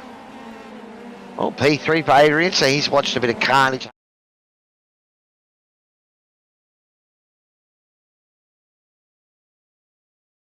Now P3 chasing down Matthew Pignata. He's sticking with Matty Jones at the moment. Too often we see Matty get to the front and then drive away with it. So it's good to see Pignata keeping him honest. Yeah, I know. It's probably Matthew and Matty are probably having a great race. Look, Matty loves when he's got that competition. The guy's fast, and he knows he's fast, but he's the one that's been putting up track guides for these guys each week to try and help them out in the mid-pack. And yeah, he's given away a few of his secrets. I know he's racing with some of these boys as well. So, you know, like we see in the Supercars, man, you know, at a certain level, you know, everyone sort of shares a certain amount of their knowledge and expertise and ideas, you know, out there. And, you know, I suppose, you know, the elite level, you've got to keep some secrets. But at the moment, Matty's got that pace and he wants the rest of them to catch him up and help push him harder, push him faster. Yeah, and that's what it is, isn't it? Like, just trying to get everyone on the same level as you is always a good thing, you know? Just, you know, everyone loves a good battle, and Matty's just slowly pulling away here. Sydney Computers on the back here. Just a couple of tenths this lap. He got about 3 tenths on Matthew Pignata last lap. But the guy is just strong, and he loves these cars. When we first met Matty, he was racing the Radicals and he loved that, and he's come over to the F3, so I think the Radicals might have lost him because I think he's a big fan of these open wheel machines and he's really loving the racing. Yeah, that's the same as my teammate Bryce Mannings. He loves his Indy cars and sticks to it. You know, everyone's got their preferences. You know, I've become a Radical convert, buddy. You know, those V8 Radicals are an awesome machine. Very similar to these F3s in pace. I know a few of the boys have tried to toy with the idea of throwing both of those classes together for maybe some, you know, some giggle races at the end of the season. So I have to see what happens there. Yeah. Well, I know they'll run pretty similar times in Winton on both the club circuit and the full layout. I'm not sure the times were pretty close here, I think, as well. I think the SR8 might actually have a little bit of an advantage here at Sandown. Yeah, a bit more power. Yeah, a little bit higher top speed, I think. But yeah, look, it's Go Racers Go. That's it, Michelle. It's so far we are about 5, almost 6 minutes into only our first race for the F3s tonight. It is our sprint format tonight, double header. So 20-minute race followed by a 40-minute race where we mix it all up and shuffle the top 10 right around. So we'll see these guys and mid-pack here will be just vying to try and finish inside that top 10, find themselves somewhere near the front of the grid for race number 2. Yeah, definitely. All these kitten cars and Stephen Tonkin in the background. Yeah, now back on the Something to Stephen. He's had a bit of a moment. Maybe a lap or two ago. So finding himself in a bit of open territory at the moment. What's happened here is he just lost the rear. Yeah, it is. Just washed a little wide. Good little save though. Yeah, it was good. He didn't hit the wall. Get back. Then get on it. It's that little bit too hard. I just love that because he would be going, phew, I saved that. And then you get on a little bit too hard and feel like a real goose. That's what happens. Oh, mate, I've done that a few times. That's for sure. Put the foot in it, trying to get going. Brendan maybe just commenting on the Scotty's interview there, keeping it nice and brief. Brendan, yes, Scotty does like to talk and we love to talk to him. So, but yeah, it was... we could probably go on 2 hours worth of Scotty's insides of the race, which I love. I think so. Yeah, well, look, that's it, buddy. I think... we all, regardless of the level we're at in sim racing, we all sort of crave that little bit of knowledge. We're always thinking there's a gimmick and there's a secret out there that's going to unlock things. I think I was watching a video today, he was saying the 3 things that aliens always do and that they always hit apexes, they always use all of the track, and they maximize their braking, so it's, and wow, it sounds so simple on paper, doesn't it? Oh, just do that. That's easy, isn't it, Connor? It's a little bit harder than that, I think. Agent already just getting around. Sorry, Carrie. Agent already just gets around Wade Reynolds, one of the backmarkers. But yeah, I 100% agree with you. Like, Scotty's been teaching me to do ovals, and I've been pushing him to do at road. So Adrian Loretti's in the pits, and Matty Jones are in the pits. So it's got Scotty Bargin. Well, I did say it's about 12 laps was sort of the max for the tank. So the pit stop halfway through here. It's just going to be a splash for fuel. These guys won't be taking tyres, but it does mean we're probably going to be looking 11 minutes in. Could be a 3-stopper race number 2. Could be, definitely. So Matthew Pignard is leading the field for the pit stops. Matty Jones and Adrian Loretti have done. Gets a bit of clean air. This is probably the best bit of clean track Matthew Pignard is going to get all night, really. But look at that car. It looks nice and clean and pristine. So, Matthew has been able to keep that car. He's kept it off the curbs and everything. I can't see a dent in it. Can you? Well, he's going around again. Yeah, well, 12 laps. I said 12 laps was an option. Perhaps the guys behind were just trying to get a bit of clear air. We saw Scotty talk about maybe the undercut wasn't the strategy to go tonight. The overcut was the better option. We'll have to see. Is it going to make a huge difference in these lap times at that amount of fuel?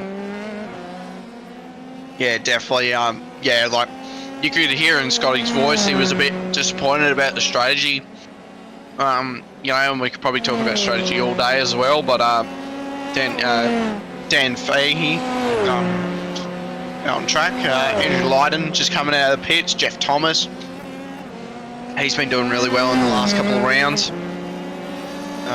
One of the kitten cars actually going up for Jack, so he's taking tyres. What's happened there? I think Danny might have made a mistake there. Yeah, that would have definitely made a mistake. Yeah, well, I can't see a point of taking tyres, so I think he's just forgot to turn them off. Yeah, it's terrible when you forget to turn them off. Well, it's going to cost him a little bit. It's going to Bradley. All right, so it looks like we've got our front runners finally into the pits a lap later than Matty Jones. So we'll have to see if Matthew Pignata comes out. Let's keep an eye on Matthew because that's Matty Jones coming through, Toddy. Oh, Pignata, pretty close. Oh, Matty Jones just able to get him, so that was extremely close there. Pignata had so much clean air too, so that's probably why it was so close to the first corner. Like, you look at Adrian. Well, that's interesting because, you know, Matty's gone, what, an extra 2 laps. So, you know, definitely tried to run the tank as dry as he could. And it almost worked. So, great stuff. What we want to see. Yeah, he'll have cold tyres now, Pignata, so no, we'll have to try and work on him. Well, he didn't take tyres. That might be a little bit cool, but it was only, you know, Danny that ended up taking tyres there, so that's throwing him roll back. Yeah, so when you do stop, Carrie, when they stop, the tyres almost got ice cold. It's such a weird thing. I don't know why, but yeah, my teammate was explaining it to me, and I was like, "What?" Did a pit stop, and yeah, they were cold. So because they're warned, does it only take a lap or so to get them back up, or you're back to Yeah, the 2 or 3 laps? it's probably a lap. Yeah, a good lap. Yeah, because you can see Pignata having just a little bit more grip than Pignata. Yep. So yeah, it's a bit of a weird thing to get your head wrapped around. Like, you're thinking, oh, I'm only sitting there for 5-10 seconds. No, they're gonna be cold. Just enough to get the temperature out of them. Well, it's a fairly cool track at the moment, only 21 degrees out on track, so not as if these things have soaking up big 40-degree track temp out there. Oh mate, no one likes 40 degrees. That's true. Alright, so we are coming down to inside the last 5 minutes of tonight's first race. Again, thanks once again to DSL Welding, our major sponsor. Always awesome to have you boys on board supporting us here at SRW TV. It is Warren and Brown Technologies are our round sponsor. Great to have them on board. We've also got Race Car, Melville Equipment for Toyo Sim, and the promo department safety car, which we still haven't seen, buddy. So it has been a safety car free night. Is it going to stay that way? Do we need to put a wager down on this now, or? If we get a green for both all 3 races, that'd be pretty insane. Well, 2 weeks in a row, as I said, and look, I know we sort of were talking about it. The radical drivers were talking a bit about it last week, that, you know, one of the guys made a mistake early on, and then he said, I was, you know, sort of hoping for a safety car to get back into it, but everyone's getting too good in these cars now for it. And it is a little bit, you know, we're well through the season, a little bit deep from Stephen there, and he's kept it out of the wall, so that's good work. But yeah, now that you've gone through the season, you're starting to understand the cars, the setups, where you can drive it, where not to, what not to do. You know, when you make the same mistake 5 times, you start to learn not to do it anymore. So yeah, I mean, you drive a car for a season, and you just learn how to drive it. You know, yep. You know, doing the supercar for 4 months straight, you definitely learn how to do it, and then, you know, you move to the next car. You know, and some of these guys might do that. They might just be dabbing the toes in, and jump back into something else. It's also consistency, you know. I mean, if you drive these things all the time, you're going to be consistent. You know, if you don't drive them all the time, but you're spending the effort and practicing, then you're going to be better at them. Even if you're not getting a chance to do that, you're just jumping in race after race. Given enough races, you start to get the handle on the car. And that's what we're seeing. We're seeing the quality of the driving improving. Less mistakes from the drivers. In fact, the mistakes come from them pushing harder because they put themselves in better positions than they thought they'd be in, you know, because they're driving it better. Yeah, definitely. And, you know, these guys have just been improving, and it's good to see. And we'll see what happens next season. You know, they'll all come back with probably better times and better, you know, better liveries and better everything, you know, like, someone's in the wall. Cool. Is that Martin Lockhouse at the moment and Danny's at a moment? Oh no. that is Danny spun around at the moment, pointing the wrong way. Inside the last 2 minutes, that won't bring out a safety car if he does need to tow. Martin Lofthouse, he's managed to get through that. I can't really see a lot of damage on that car, and that's Danny trying to loop it round, and he's just decided to kill that car even more. Alright, so is this what happened to Martin? Alright, so Martin's just, is he going just a bit deep? Just, okay, no, he's recovered that pretty good. Good Alright. recovery. Yep. And then we're having a look to see what happens to Danny. So...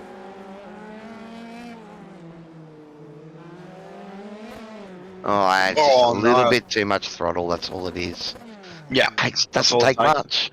No, doesn't take much. Well, we are getting inside the last minute here, so we better keep an eye out on Barney the flag man.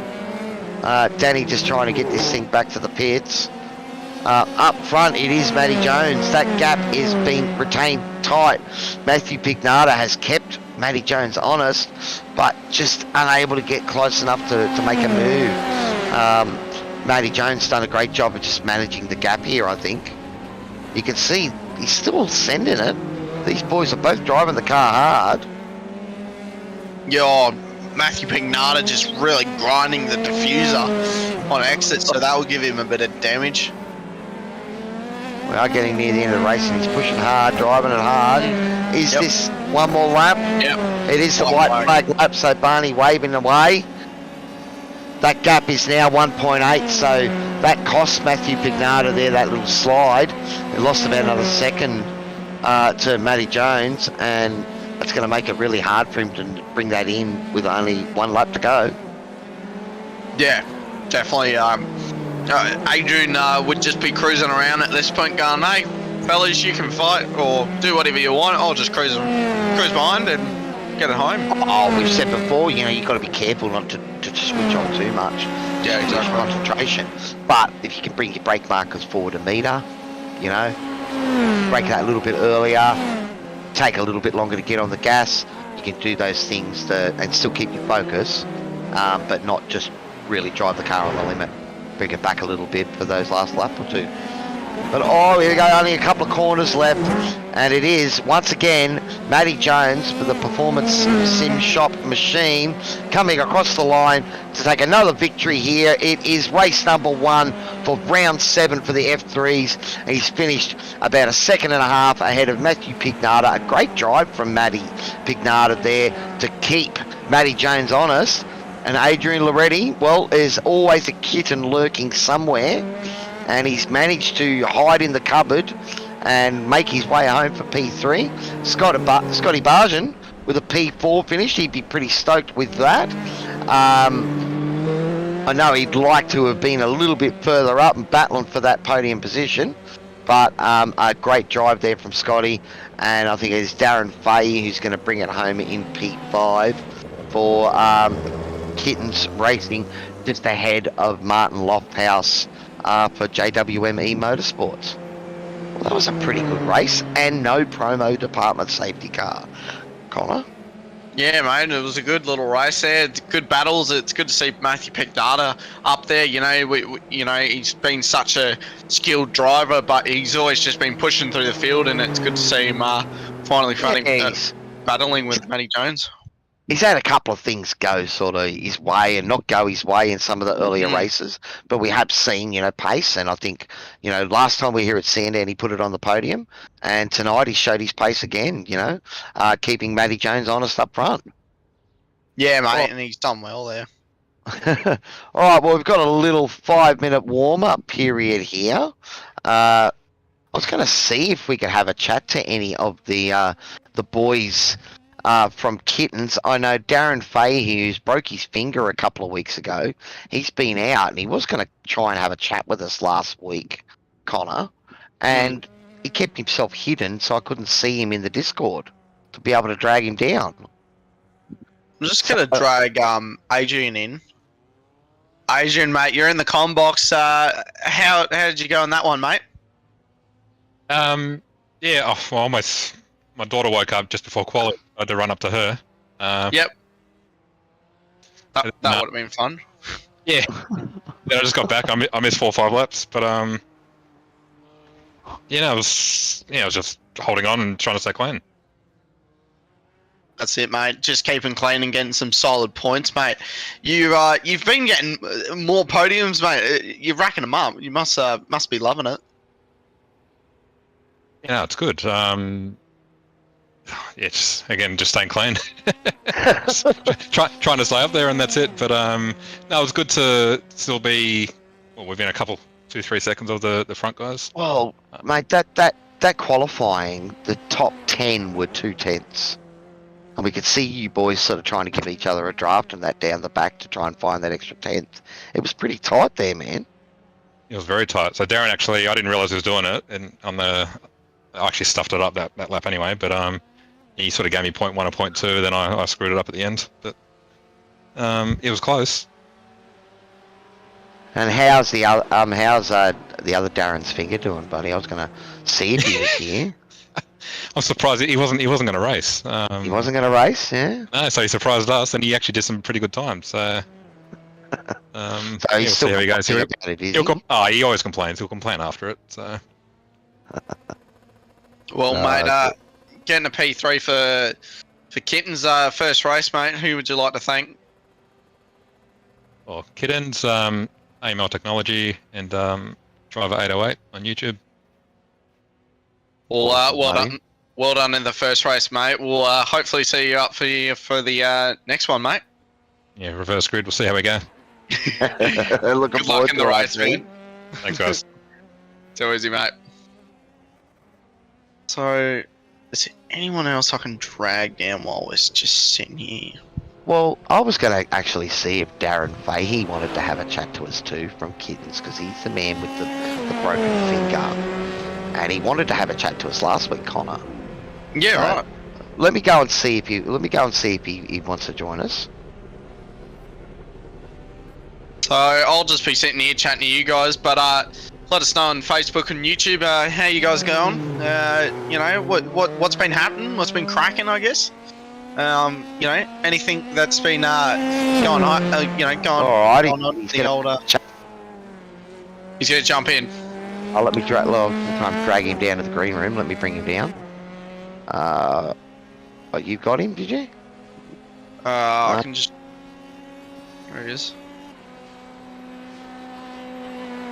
Oh, Darren, we've dragged you into the comm box. How's the finger holding out, buddy?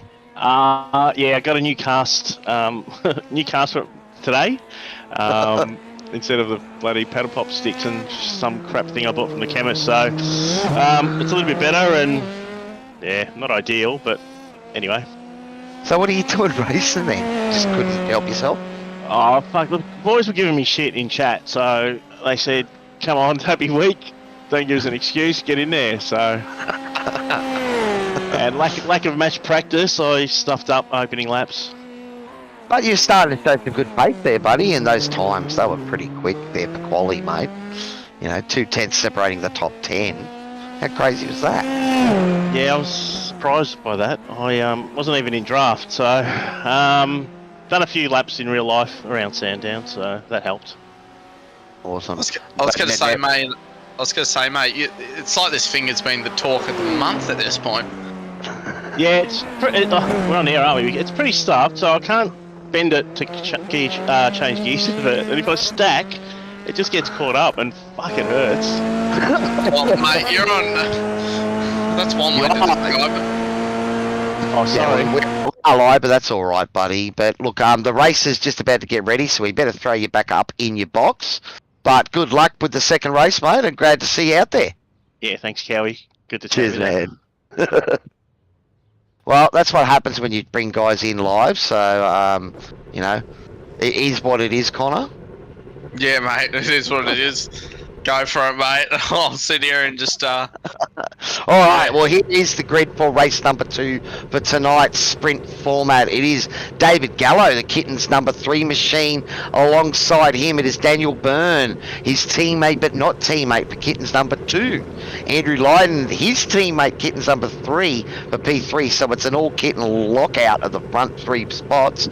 Jeff Thomas, JWME Motorsports, he's P4. Martin Lofthouse, his teammate, is P5.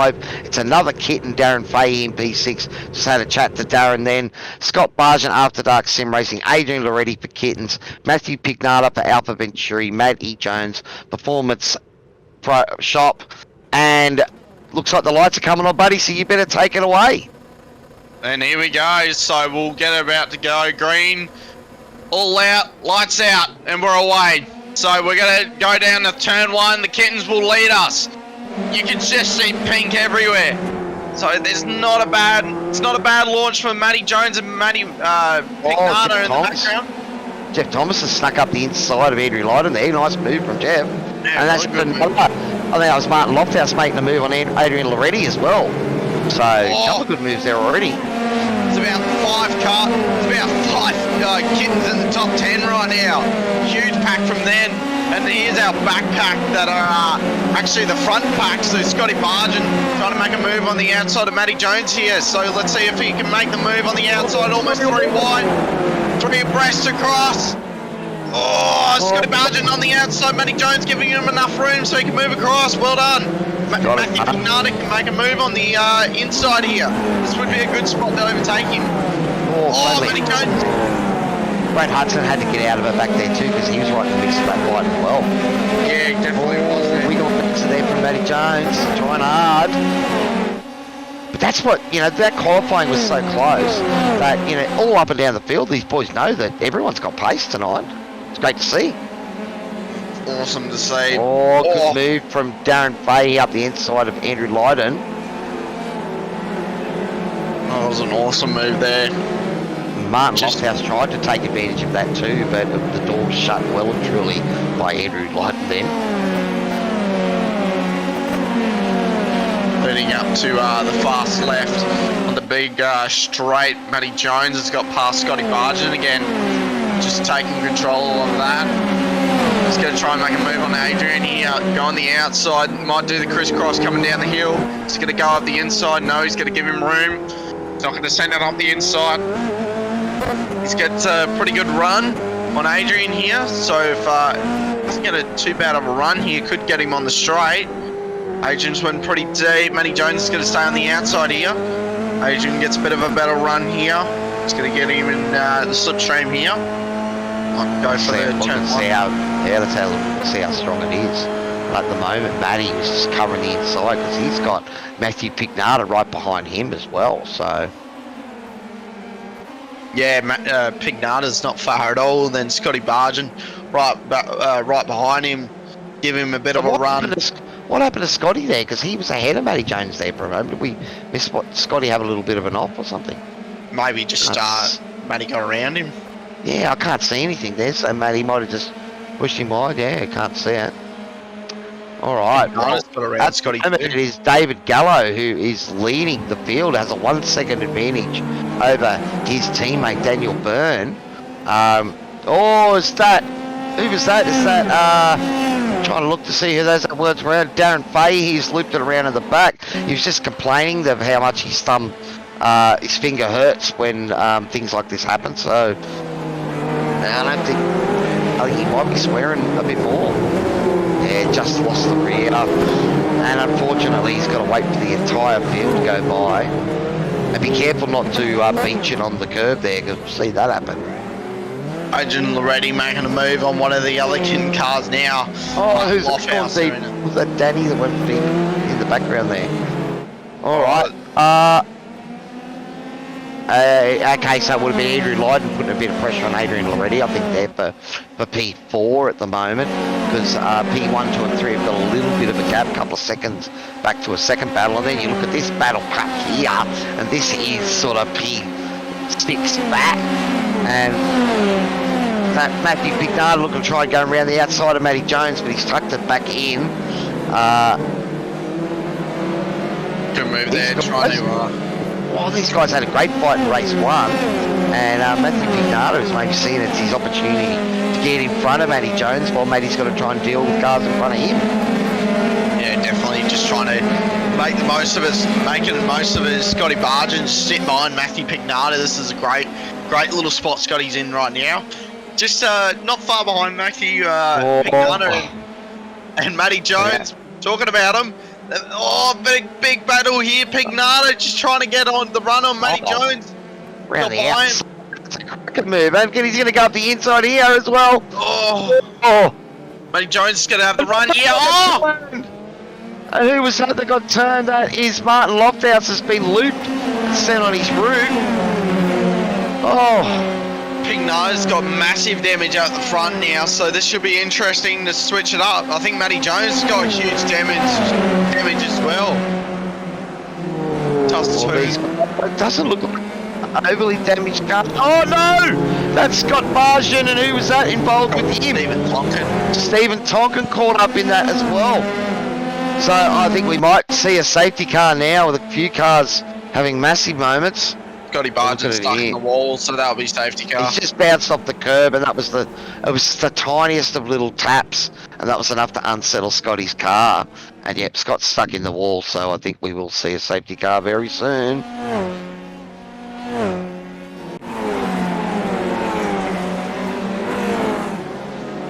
That race control is on the radio looking at things at the moment, so...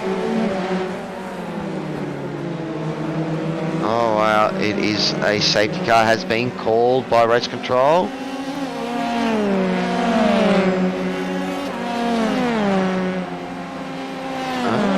Is there a safety car? Can't see one. Yeah, Adam Hughes is out in turn 1. Okay. Promo department safety car's out. First time it's been out all night, so it's good to see it out on track. Well, we did say we weren't sure if it was going to happen tonight. The F3s stunned us last week by a completely safety car free race, and now well, this is going to be interesting here because we're seeing a few of the back rankers all so far drivers looking to pit and try and take advantage. We've got a few back markers getting let by the safety car at the moment, and a few of these drivers taking advantage to top up the tank and see where it goes from here. Yeah, they'll definitely want to fix their damage and get a bit of fuel in the tank. Matthew Pignata there, just on stream there going past. Fixing his damage up. Matty Jones would be doing the same. Martin Lofthouse would be doing it. The Scott Bargin, he's had to tow, so that's waiting for a tow there. So, well, that was a fair bit that happened all in the space of about 20-30 seconds there. Have you got any replays we can have a look at, Toddy, or is it all a bit all over the shop?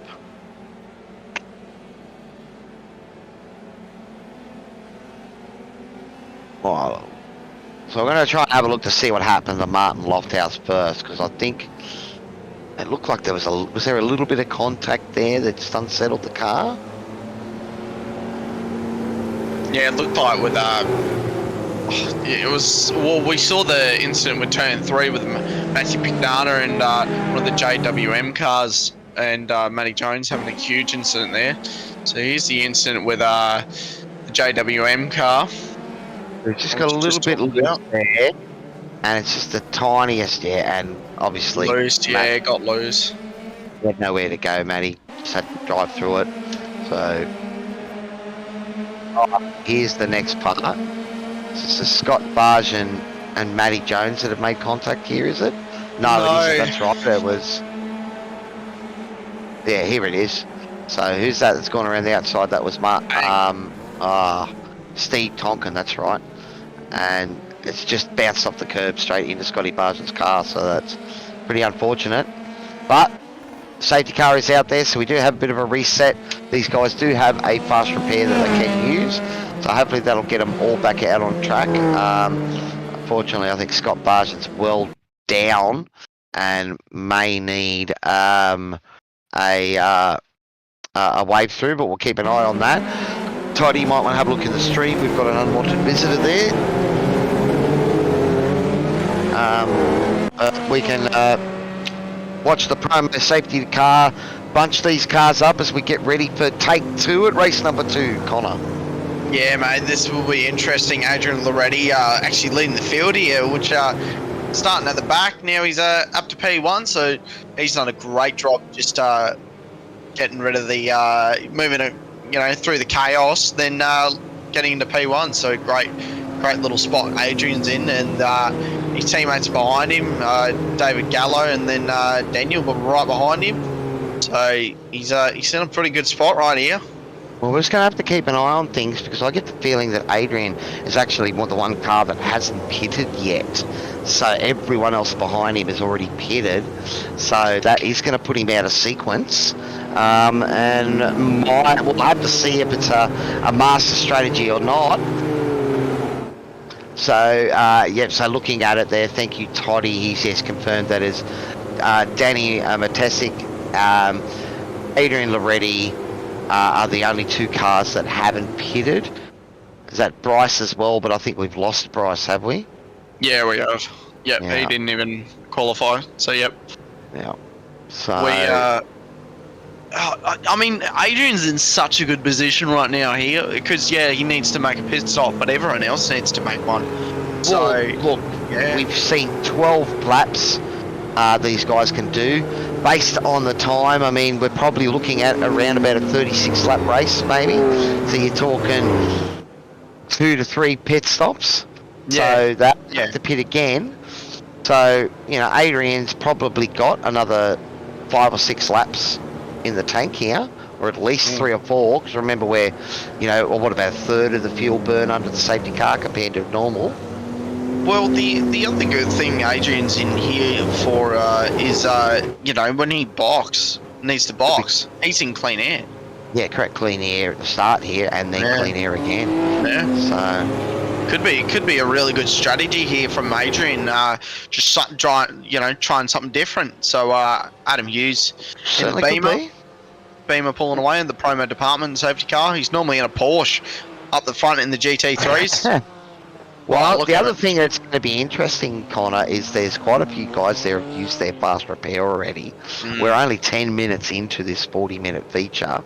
So, any more damage might be hard for some of these guys to be able to fix it. And they might have to deal with it. And as you said before, mate, the slightest touch on some of these curbs, that's all it takes to bend up a wing, and you lose a second or more in performance. Yeah, that's it, mate. But, Pignata has used it already. Matty Jones has used it. So those top guys, all it takes is, for a car to break a bit early, and Pignata might just go up their diffuser. So we'll see what happens. And Loretti's going to lead the field away. That would have been a perfect moment. It went there. Yeah. I'm surprised he didn't go then. Yeah, he's checked him. Because he had the little run on the field there if he had a go. Yeah. Massive. They've went. There it goes. He's run it deep. But what he's done has worked, because he's got a couple of tenths there. Just enough to give him a margin into T1. Look at these cats. There is kittens galore. Matthew Pignata running P5 at the moment. He's the first car without claws, I think, and he's under the pumpers. That's Jeff Thomas, Matty Jones up the inside of Jeff there, so both of these boys pushing hard. Bradley Hudson, he's in the mix there. Jeff Thomas just getting absolutely swamped here by the field here. I don't know what's going on with his car, but I feel like something's wrong with the car, or something. It's a hardware issue, because he's just really jumped off pace. All of a sudden he's dropped 3 to 4 positions. So this is very interesting from Jeff Thomas. But Matthew Pignata and Matty Jones making up another spot here. So they're right behind the kittens now. So not far to go, and they'll be up the front. So it's a good battles at the moment, and we can see, if you look at the timing board there, when it's orange and yellow, that means it's all close on track, and we have got action aplenty. Is that someone trying to go around the outside there in the background? I think that might be Bradley Hudson trying to put a bit of pressure on Thomas Sanderson there. It was a little half move, but it was that good driving from Thomas there. He closed the door. I think this might be a really good strategy from Adrian here. This could be a very interesting strategy. Looking up the inside here of Andrew Lydon. Andrew giving him plenty of room. It's good to see. And there's contact. And I know Matty's probably cursing that as well. It's just unlucky for Andrew Lydon there, and you know, Matty got a little bit loose. And when contact, it's going to probably hurt both of their races. We'll see what race control has got to say about that one. Yeah, that was a bit of a weird one there. Yeah, they just both. I think Andrew Lydon kept his line, and I think Matthew just slightly moved a bit too much to the right. He just lost the rear. Just lost the rear coming out of that corner, and it was enough just to tag Andrew in the wrong spot. You know that, and again, you know, when a car where you've got the load of the car all going to that outside corner, you're trying to take it around. You add a tiny little bit of force, and it's just a little bit too much for the tyres. You know, you're already maximising the braking and turning capability of the car, and it only takes a tiny little task. Going to make a move on the outside, Matty Jones on Pignata. Really trying to make a move here. Move up the field a little bit. He's it looks like Pignata's on a looks like he's got no damage to get away from that from Matty Jones there. I think Adrian Loretti's got an absolute gun decision because he's gapped his teammates. He's gapped Pignata and Matty Jones here. So if he needs to pit pretty early, I think it's actually a really good idea. So we'll see what happens here. Doesn't have a lot of cars, so he's got to take advantage of it. Because remember, he's probably looking at pitting in the next lap 2 or 3. So you can see here just trying to maximise his run. And you know, see where it puts him out. Like, it could be a master strategy, but I have to keep an eye on things. And we know that it doesn't take much to get it wrong in these cars, and we might see some cars that aren't going to be able to use a parts repair anymore. And could spell danger. Look at this battle here. This is Matty Jones. So we saw it the other way around in race number 1. It was Matthew Pignata chasing down Matty Jones. Now we get to see the shoe on the other foot, so to speak. And let's see if Matty Jones has got the potential to get the job done here against Matty Pignata. Yeah, I mean, Pignata's really putting up a fight here. He's doing really well here. I think he's got a little bit of aero damage, or I can't confirm or deny. Jones making a move. It's a big that was a huge dive. An absolute mega dive up the inside. That was, I didn't even think that was happening. Oh, that was interesting. I think he might have outbroke himself then. You know what, I get the feel, I get the urge to want to go, and it's Matty. It looks like Matty. Matty's about to get the inside of Matty's. Matty. No, but I think that'd just be silly, Connor, wouldn't it? Matty on Matty. But yeah, I mean, I didn't think Jones would have made that move. That was an absolute dive bomb of the century. He break himself, or yeah, he went way deep then. So the battle is still on, and at the moment these guys are actually closing in on Daniel Byrne up front as well. Okay, yep. So that is Adrian. So he's gone to 18 minutes into this race. That's going to be interesting, buddy. What you think about it, right? 12 laps at a bit over a minute, so we'll say 13 minutes, 26 minutes. That's enough to, so, you know, whether or not he can, I doubt it he's going to make the rest of the lap. I can't see him doing 22 minutes on that tank.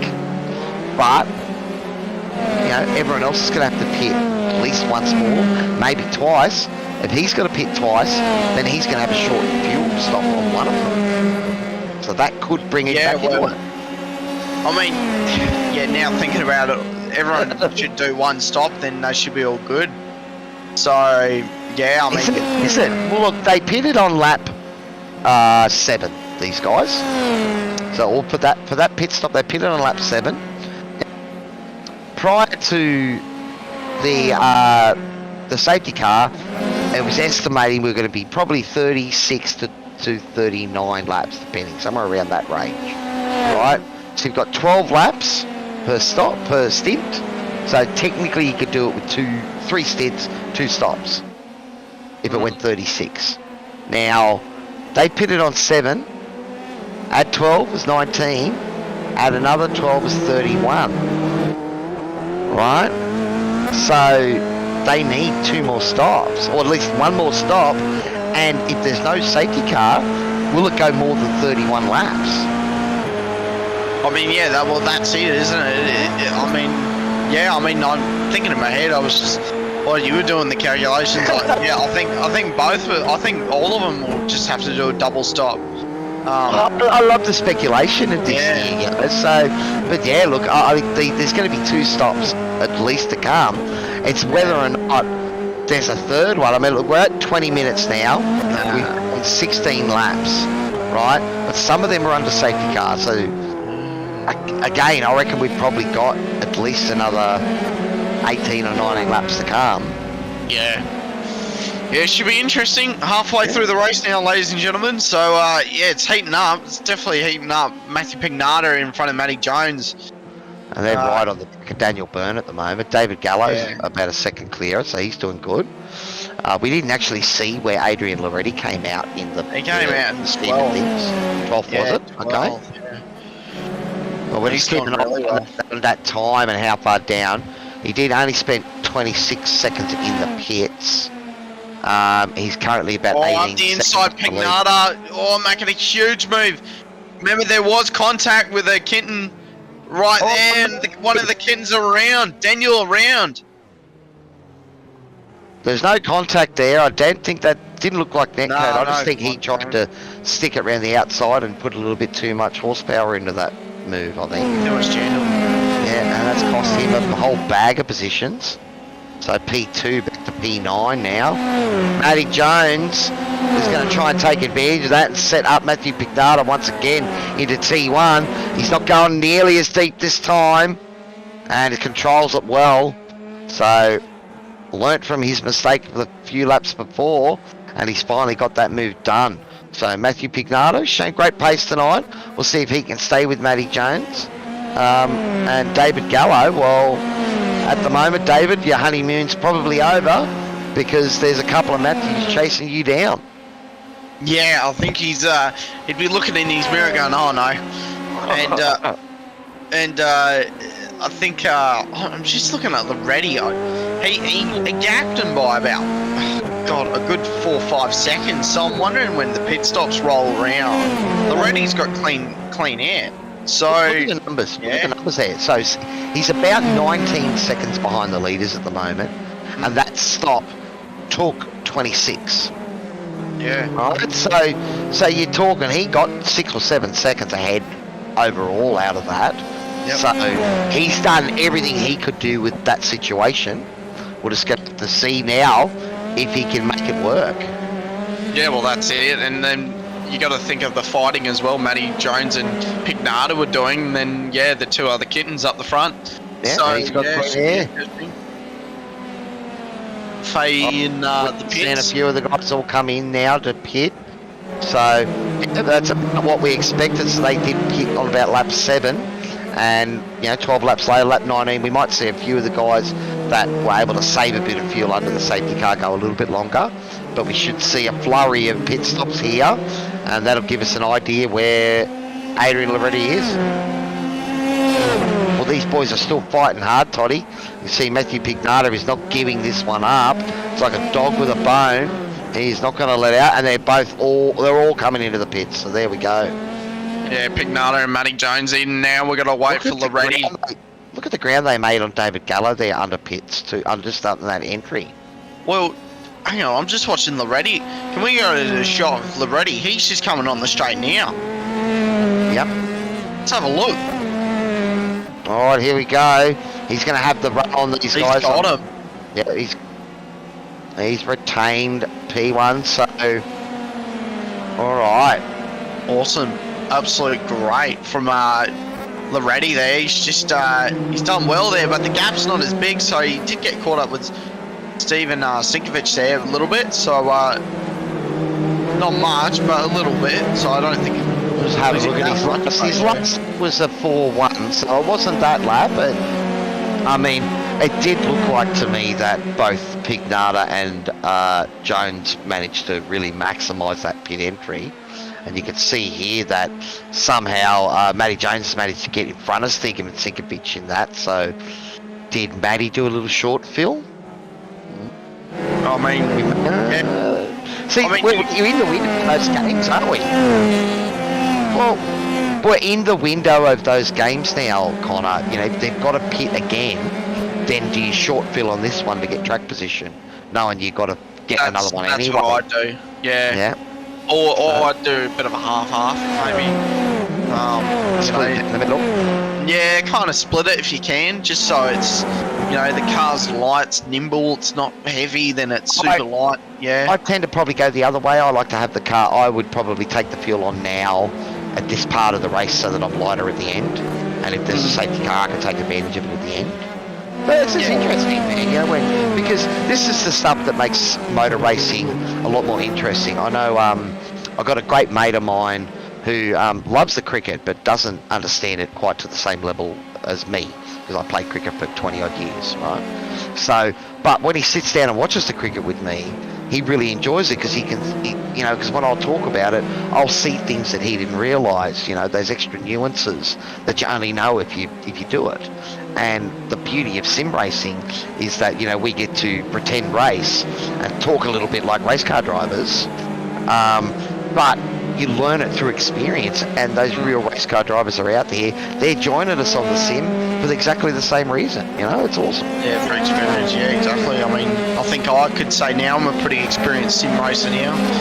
3 Bathurst 1000s, an Indy 500 win.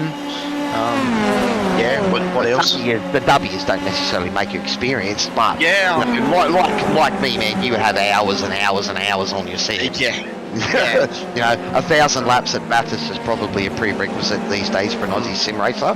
Yeah.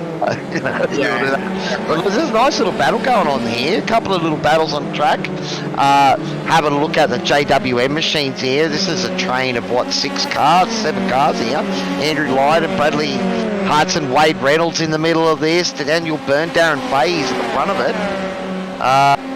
Martin Lofthouse, he's got a couple of seconds on these guys.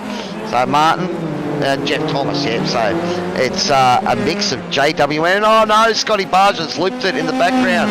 And again, I think that's that jangle and curb we keep talking about, Connor. Yeah, mate, and I think that's the killer for these guys. It's just the curb, and I'm just listening into the kind of. I'm thinking in the pit stops is I reckon Loretti's taking on the fuel on now, then he's going to do a short field because he gapped the fuel by 7 seconds. But here's a move on Matty Jones in one of the kitten cars here. I think that's Andrew Light in there. This would be David Gallo, was it? David Gallo, yeah. He made the move on David Gallo. Nice move. He's shown that he likes making that move into T1 there, Matty. One time did it a little bit heavy and a bit too far back, but he's moderated that now and he's picked up a couple of kittens with that move. Yeah, he stood well there. Yeah, look, it's going to be interesting because I suppose, look at it now, what we've got, 12 minutes to go, right? These guys are basically, they're doing 11 laps in that time? Yeah? Yeah, roughly. Right, so we're on lap 24 at the moment, and most of these guys pitted. Picked up with a move. Nice move into T1. But Gallo's coming back, No, he's done enough. Thought he was going to commit there. So these guys pitted on lap 20, so they've done 4 laps by now, and we've still got 12 minutes to go, so we've still got 10 laps.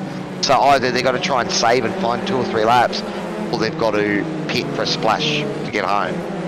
Now Adrian Loretti, he's pitted on lap 15, so he's going to have to go in about lap 26, 27. It's going to be pretty soon. He's going to be putting more fuel on board, but he's still in the hunt. So yeah, look, I can't hear these guys saving.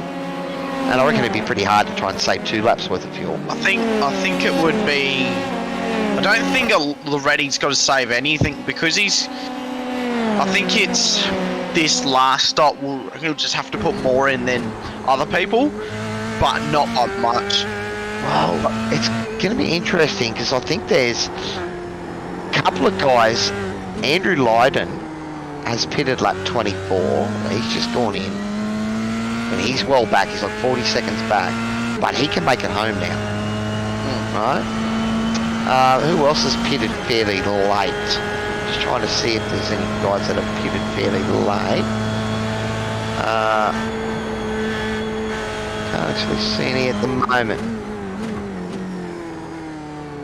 David Gallo, yeah, there we go. Thanks for that, buddy. So Andrew Light on lap 23. Is there anyone that's gone past that? No, 21 from Steve Tonkin. That's maybe a little bit too far out. Yep, so already into the pits now, so this will be his final stop. And I think you're going to have to see that everyone else is going to have to come in for a splash and dash to maybe get 3 or 4 laps of fuel. It's with Loretti though, yeah, I think it'll be interesting. But Matty Jones is really hunting him down, and here's another little battle. Jeff Thomas.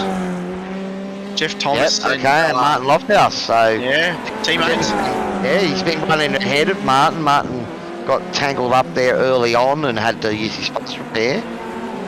But they're both driving hard, and look, Toddy just mentioning probably no team orders here. You're probably right, buddy, because there is like 6 or 7 of them in the race, so they're bound to end up, wheel to wheel on track. So, and I'm sure, these guys, when you've got a big team involvement in a particular series, you probably realise this yourself, Connor, that you all get together and race officials together and do all that sort of stuff. So, you do get used to racing against your teammates. Oh, mate, you definitely do. Find their weak spots, though, I'll tell you that. Thomas Sanderson was a bit wide on exit there. Thomas Sanderson, he's running P6 at the moment, having a great run here. He has pitted lap 20, so he's probably going to be in that boat where he's going to have to splash and dash as well. But, he's put himself in a good position after being upside down flying through the air in race number 1. Yeah, definitely. Looks a lot better the right way up, doesn't it? Yeah, it definitely does, doesn't it? Yeah, he's done well. Well, P6, so he's holding on to it here at the moment. Though he does have a bit of pressure from the Kittens Motorsport machines of Darren Fahey and Daniel Byrne behind him. Bradley Hudson as well. He's still within the hunt. But we can see now on the timing board, guys, that there's only a few battles left here. Thomas is pushing hard to try and catch up to Loftus. Matty Jones is his pit stop, so this will be the determining factor to see his short fill. Is it enough to get him out in front of Adrian Loretti? Yeah, well, he's done a bit of an undercut compared to him, so let's see if he gets some clear air and get some time. So there's Loretti, so it looks like he's going to clear Loretti. He's come out just in front of... Is that right in front of us? That's a kitten right in front of him. Darren Fahey. So I'm wondering if a little bit of team games might be played here. I would be. I would be. I'd be telling my teammates, going, hey, let's kind of work together. Run the extra wide version of your car for the next few laps. Yeah, mate. That's what you do. You just tell your teammates, hey, let's see if we can do anything here. But Matty Jones just sitting right behind him, one of them. But yeah, just drive a little slower, if they're not in a massive battle pack and they're a bit bored, 100% help your teammate. We'll see what happens here, though. Well, these boys are racing their own race too, so they've got to be careful about giving up too much time. But I think, as you said, just make sure you put the car in the right spots and give him an opening, Yeah. Right, well, they are continuing on for a little bit longer, so... Alright, but we are inside the last 7 minutes. It's about 6 and a bit minutes left of this motor race for maybe 4 or 5 laps, which will get us to about lap 34 maybe. Oh, Matty Jones with a nice move up there, putting a bit of pressure on is that Daniel Byrne, I think. But Daniel's managed to hold on to that spot, so good wide driving again. Oh no, this is WN in the wall. Who's Lofthurst. No, Martin. Oh. It's close here between Matty Jones and Daniel Byrne there as they come up into T10.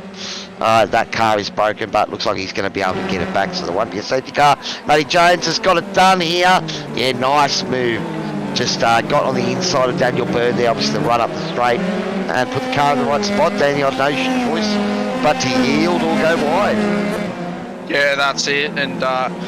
And while I'm just sitting here, this is interesting because Matthew Pignata's got a bit of clean air. So this is definitely good for him. Who was that in the pits? Darren Fahey into the pits there now.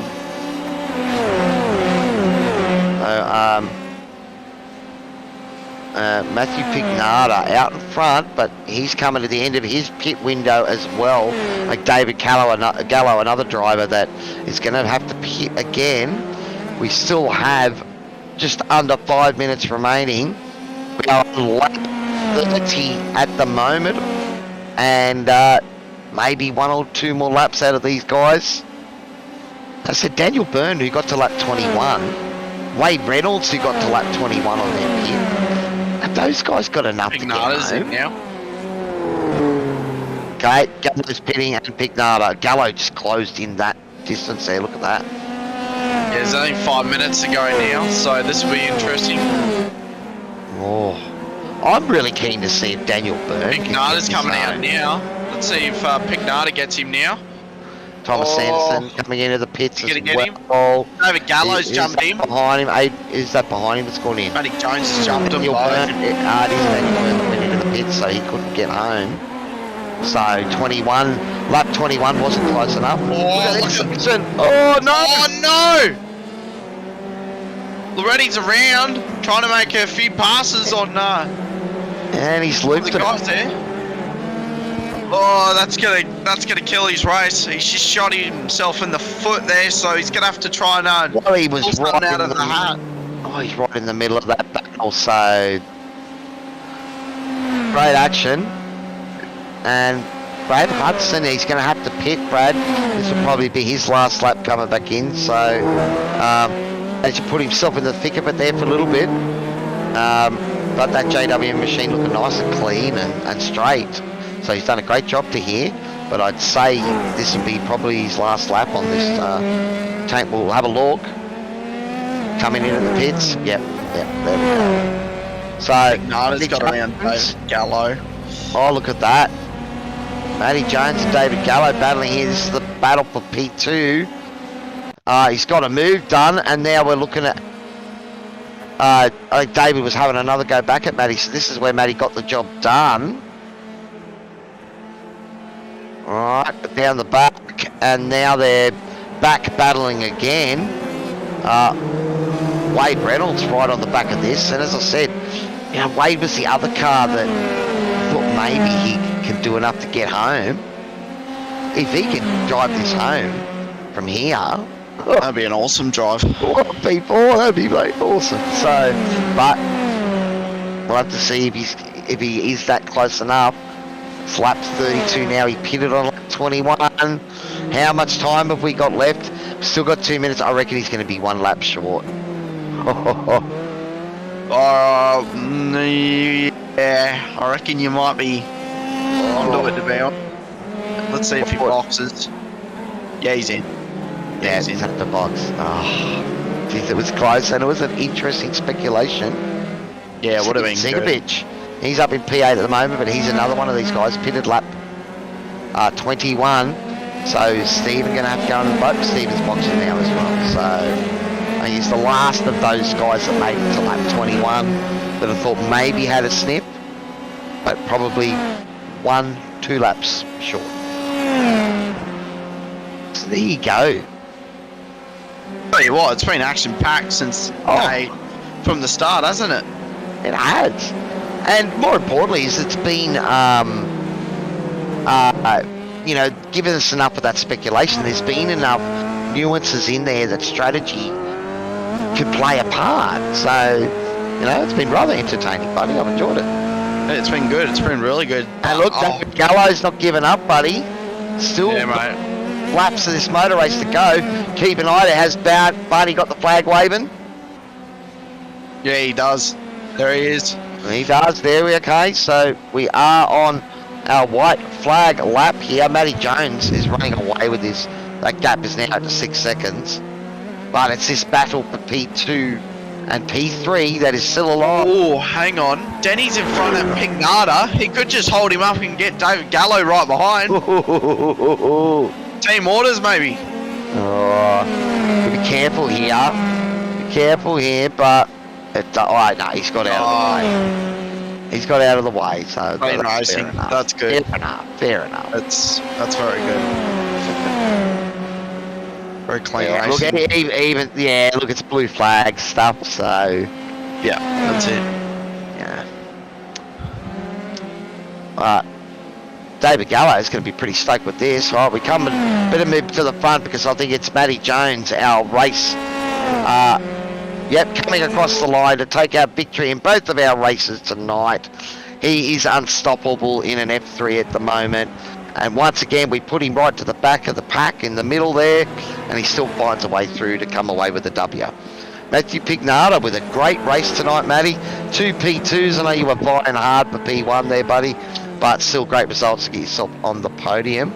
David Gallo jumping in for P3 in this race. Adrian Loretti P4. I think David finished well back in the previous race, so it's probably going to be Adrian Loretti that'll be P3 for the night. Would you think, Connor? Yeah. I feel kind of bad for Loretti not to be on the podium for the last race, but yeah, he's done well there. P4 to recover, pretty good. So yeah, definitely it'd be Loretti P3. But yeah. And impressive drive from those guys, and there was some great battles going on and up and down the field. The JWM boys, they were putting on a great show back there as well. Unfortunately, Martin Lofthouse maybe pushed a little bit too hard, but it just goes to show you the margin for error. And you know, if you don't push, then you're slow. So, you know, sometimes these fast guys around us, they force us into our mistakes. Now, that's my excuse, Connor, and I'm sticking with it. It's your fault when I suffer. No, mate, what a race, though. 40 minutes of action. It's never bad, is it? Look, the F3s have just been coming on in strength and strength for the last few seasons. We're getting more of these guys that are loving the racing. They're loving the car, and you know, you look at it tonight. We only had 10 for the TCRs. We've had 20 cars for the F3s. You know, this series, you know, seems to be, you know, an enjoyable one for the drivers, and they keep coming back. Yeah, it definitely is, and it's good to see, and guys turning up and having a good race, and hopefully everyone's enjoying themselves, and it could be even more action-packed next season, eh? Well, look. Like, it's only going from strength to strength, and you know, again, guys, it's always great to have everyone out there in YouTube and Facebook land along to join us to watch these machines. All right, we've got Matty Pignata and Matty Jones in the green room. How about I drag those two down, Connor?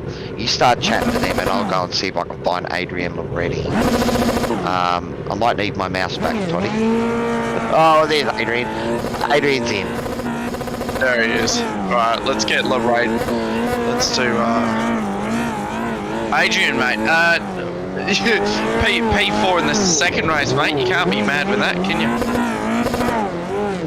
Did you see the I don't know if you guys. Yeah, we did see that, mate. But I mean, all podiums I got are lucky. podium.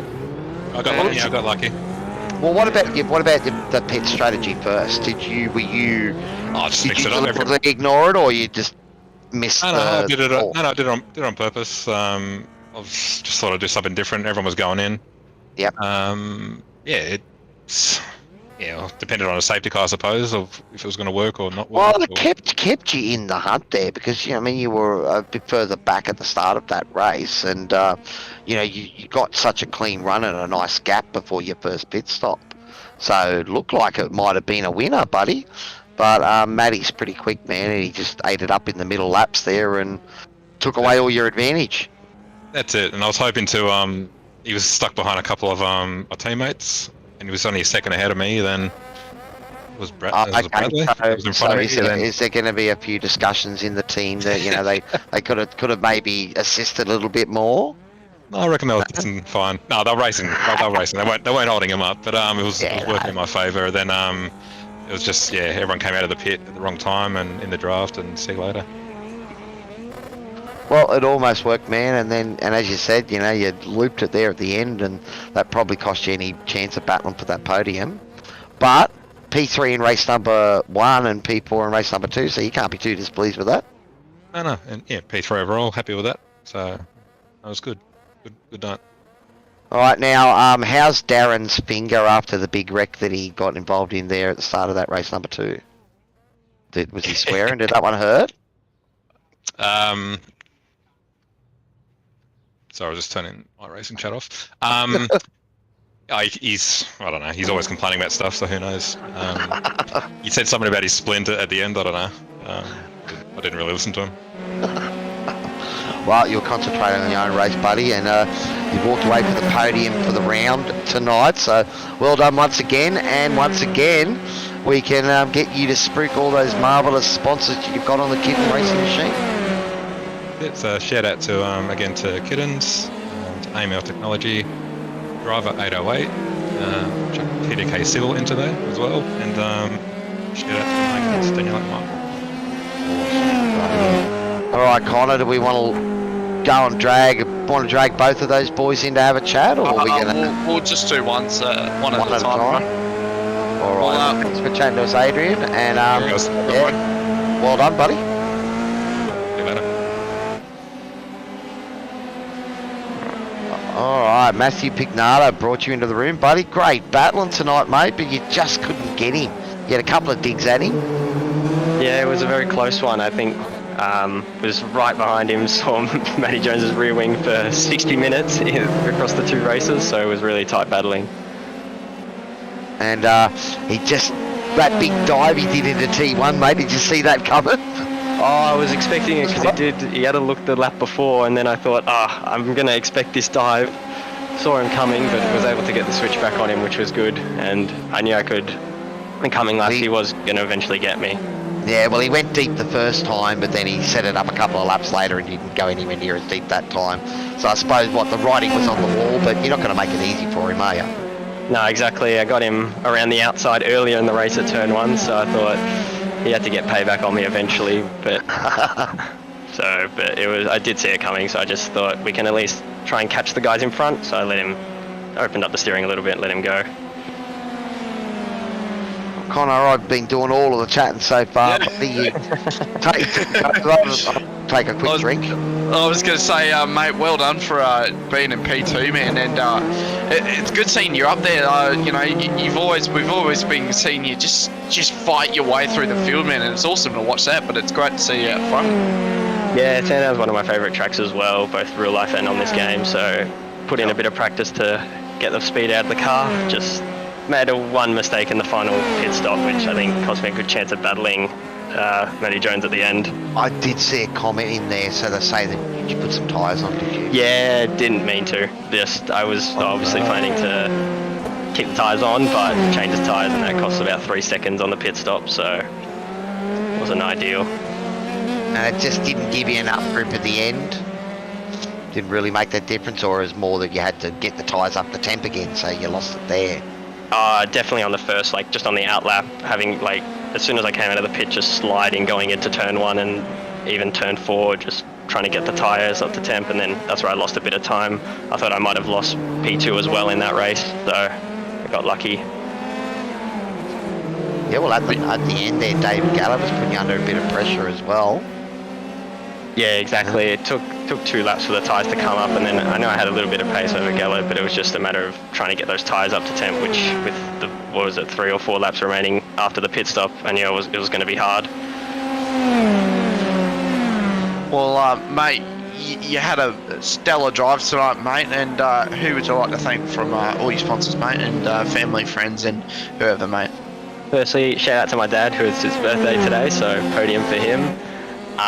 Also, just shout out to all the guys in the Discord, Thomas Sanderson and Ryan Green, who were helping me throughout the race. And also to Toyo Sim as well, who is our new sponsor. So big thanks to them as well. Good on you, mate. And I hope your sponsors are happy, mate, because that's one hell of a night, mate. Well, I was going to say, I think they should be pretty happy with you. But Yeah. You didn't hog the stream, you and Maddie, battling hard all night. So, well done, buddy. Yeah, man. Thank you. Alrighty, so from one Matthew to another, buddy. We get a bit sick of talking to this Matty fella. He seems to be up the front all the time, though he didn't have it all his own way there for the majority of that race. Did he, Matty? No, I had to work really hard for that one. And I think really it was a bit of a stroke of luck. I think Adrian might have had a little spin, and Matty had a bit of an error with the pit strategy there at the end. But no, it was going to be really super tight between the three of us. Right. Yeah, no, the pace was... What you got to do is you got to talk us through that big dive and failed move. We know you got it done in T1 on Matty Pignata a few laps later, but that first one, was that look up, oh shit, I should have broke 5 meters ago? Oh, absolutely. Yeah. Yep. I had the rears like locked and went in there go-kart style, just trying not to hit him and trying not to bounce too hard off that curb there. But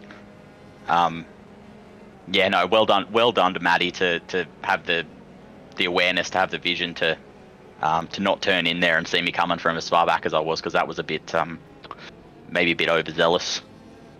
When you mean the old go-kart style, when people mean that is send it up the inside and pray you stop it. Was it kind of that in the same way as well? If you went up the inside? No. With a go-kart being that they're a solid rear axle, you kind of often lock the rears, and the majority of karts the brakes are only on the back, so you lock the rears and slide the kart. So yeah, that was kind of what happened there. I had the whole transaxle locked, and jeez. Yeah, just hope for the old, we'll call it the Matty Jones entry, hey? Oh, it was very nearly a reverse entry. Oh well, it would have been good for the stream, not good for you though. Mate, we see you keep coming week in and week out of just consistently, just absolutely, if I can say this word, smashing it, mate. You know, you come into this stuff, and when we were talking about you jumping from the radicals to the F3, is there any kind of point where you're going to go, you know, what's next? Like, what's next for Matty Jones? In a way? Yeah, absolutely. I've been thinking about that a lot. Obviously, my first goal in sim racing at the moment is to defend my title from last season. I should hopefully be getting towards getting that sewn up pretty soon. I may, depending on if a flight gets delayed, the last round might get a bit spicy. I've got to come back from Sydney that evening, so it may be a bit touch and go, but as long as I make it to that last round, I think we should be pretty good at this point. Yep. And then, going forward from that, I've actually been thinking about having a little bit of a hiatus, maybe for a month or two, just over the Christmas break and that sort of thing. And probably try and keep it fresh, stay fresh. Probably jump out of the F3 for the next season or so, and focus on the Supercar and see if we can get into the Pro Series. Is, I guess, our next. I was going to say, mate, your teammates have been killing it in there. I mean, my teammate's been watching that, and we've been kind of cheering you on, mate, and your teammates and stuff. And how have they been going preparing for the Pro Invitational? Oh, they're the boys that are in there, Adam and Todd and Logan, and I'm sure I'm missing a couple, but those boys, they start working on the next round the day after the last one finished. They are super committed. They've got multiple guys in the team that analyze data and work on setups, and it's a Sender Sim Sports is a very professional outfit, and I'm very proud to be a part of it. And hopefully I can get up to the standard of those boys, and keep driving the team forward. I mean, and you talk about the V8 Supercars, man, and we've been in the same session before, and you've you know, you're still quick how you are now, but like going to their standards, man. Like when they did Bathurst, did you kind of stand back and go, "Geez, I'm a bit off pace," even that you're quick now? Oh yeah, absolutely. You know, when you benchmark yourself against you know, the likes of a Brody Kostecki or Jared Fieldstell, Madison Down, those kind of guys. Freaks. Yeah, yeah, absolutely, absolutely. Yep. And that sort of pace comes from commitment and you know, time. So yeah, hopefully one day we can get there, but at the moment I'm a good ways off that. But I guess that's the benchmark. I like winning races, and I'd like to race with the best. So that's where I want to be next season, and yeah, we'll just have to see how it all plays out, I guess, in the come qualifying time. Yeah, Awesome. 100%. It's awesome to have you here with us, buddy. So, you know, and I know we haven't looked at some of these times and see if they're anywhere near the world records. Have you been keeping abreast of that yourself? No, I don't think the F3s have ever raced at Sandown, so I think Adrian's got it. That just quietly, that 3-4 he did in the race, to do that in race trim, is absolutely phenomenal. That's quick. That's quicker than the fastest lap I've ever done around here, regardless of conditions or anything like that. So, yeah, that's very promising for Adrian. If he can maintain that sort of pace, he'll be driving rings around me in no time. Well, you've definitely got a target on your back, buddy. But so far, you've managed to dodge those bullets behind you and walk away with another W, man. So let us know who's looking after all you boys, and you know, who you get to show off on your cars. Sure. Yep. So, of course, everybody at Sim Sports, like I said before, everybody works really hard to get here. It's a shame Chris Island can't be here, and we can't be challenging for the team's championship. But yeah, a lot of guys really help out in the background. Precision Performance Shop, ProServe Finance, Sydney Computers, AJ Insurance Services, Transform Media, and Pixel Blocks. Mate, what a stellar drive tonight, mate. I think you can kind of brag to the teammates a bit later, but you know, at the same time, you know, they're doing Pro Invitational right now, which I'm guessing they're pretty busy at that right now. So yeah, they would be for sure, and I'm gonna jump over and probably rewatch the broadcast on that and see how they all went. So, yeah. Thanks very much for your time, guys. I love the broadcast. I watch it back every week. And thanks very much for racing hard, buddy, and putting on a great show. Awesome, thanks. Oh, can I also just give a quick shout out to my dad, Trevor. He watches this every single week, and I'm pretty sure he's pretty active in the comments and stuff like that, and gives me plenty of stick when it goes wrong too. So I just like to give a shout out to my dad. That's what dad. Yeah. I was going to say that's what dads are there for, mate. I was going to say I'm quite lucky because my mum watches, but when my dad watches, I definitely get a bit of stick when I do stuff wrong. So yeah. Hi Dad. But hopefully he's enjoying the stream, mate. Well done once again. Yeah. All right, thanks, boys. Too easy, mate. Well, Connor, I think that's going to bring us to the end of another F3 TCR broadcast, buddy. We're starting to get the hang of these, mate. 3.5 hours into it. But I must say that F3 action has been awesome all season, and to see that qualifying top 10 all separated by 2/10, mate, that's just crazy. These boys are starting to put on a show. Mate, they're definitely it's starting to come alive, this F3, and I think from our from the start when I started commentating them and what they are now, it's going to be crazy what they're going to be like next season, and see what happens. It has been great action once again tonight in both of our races, all three of our races, I should say. If you are enjoying the content out there, guys, please give us a like and subscribe.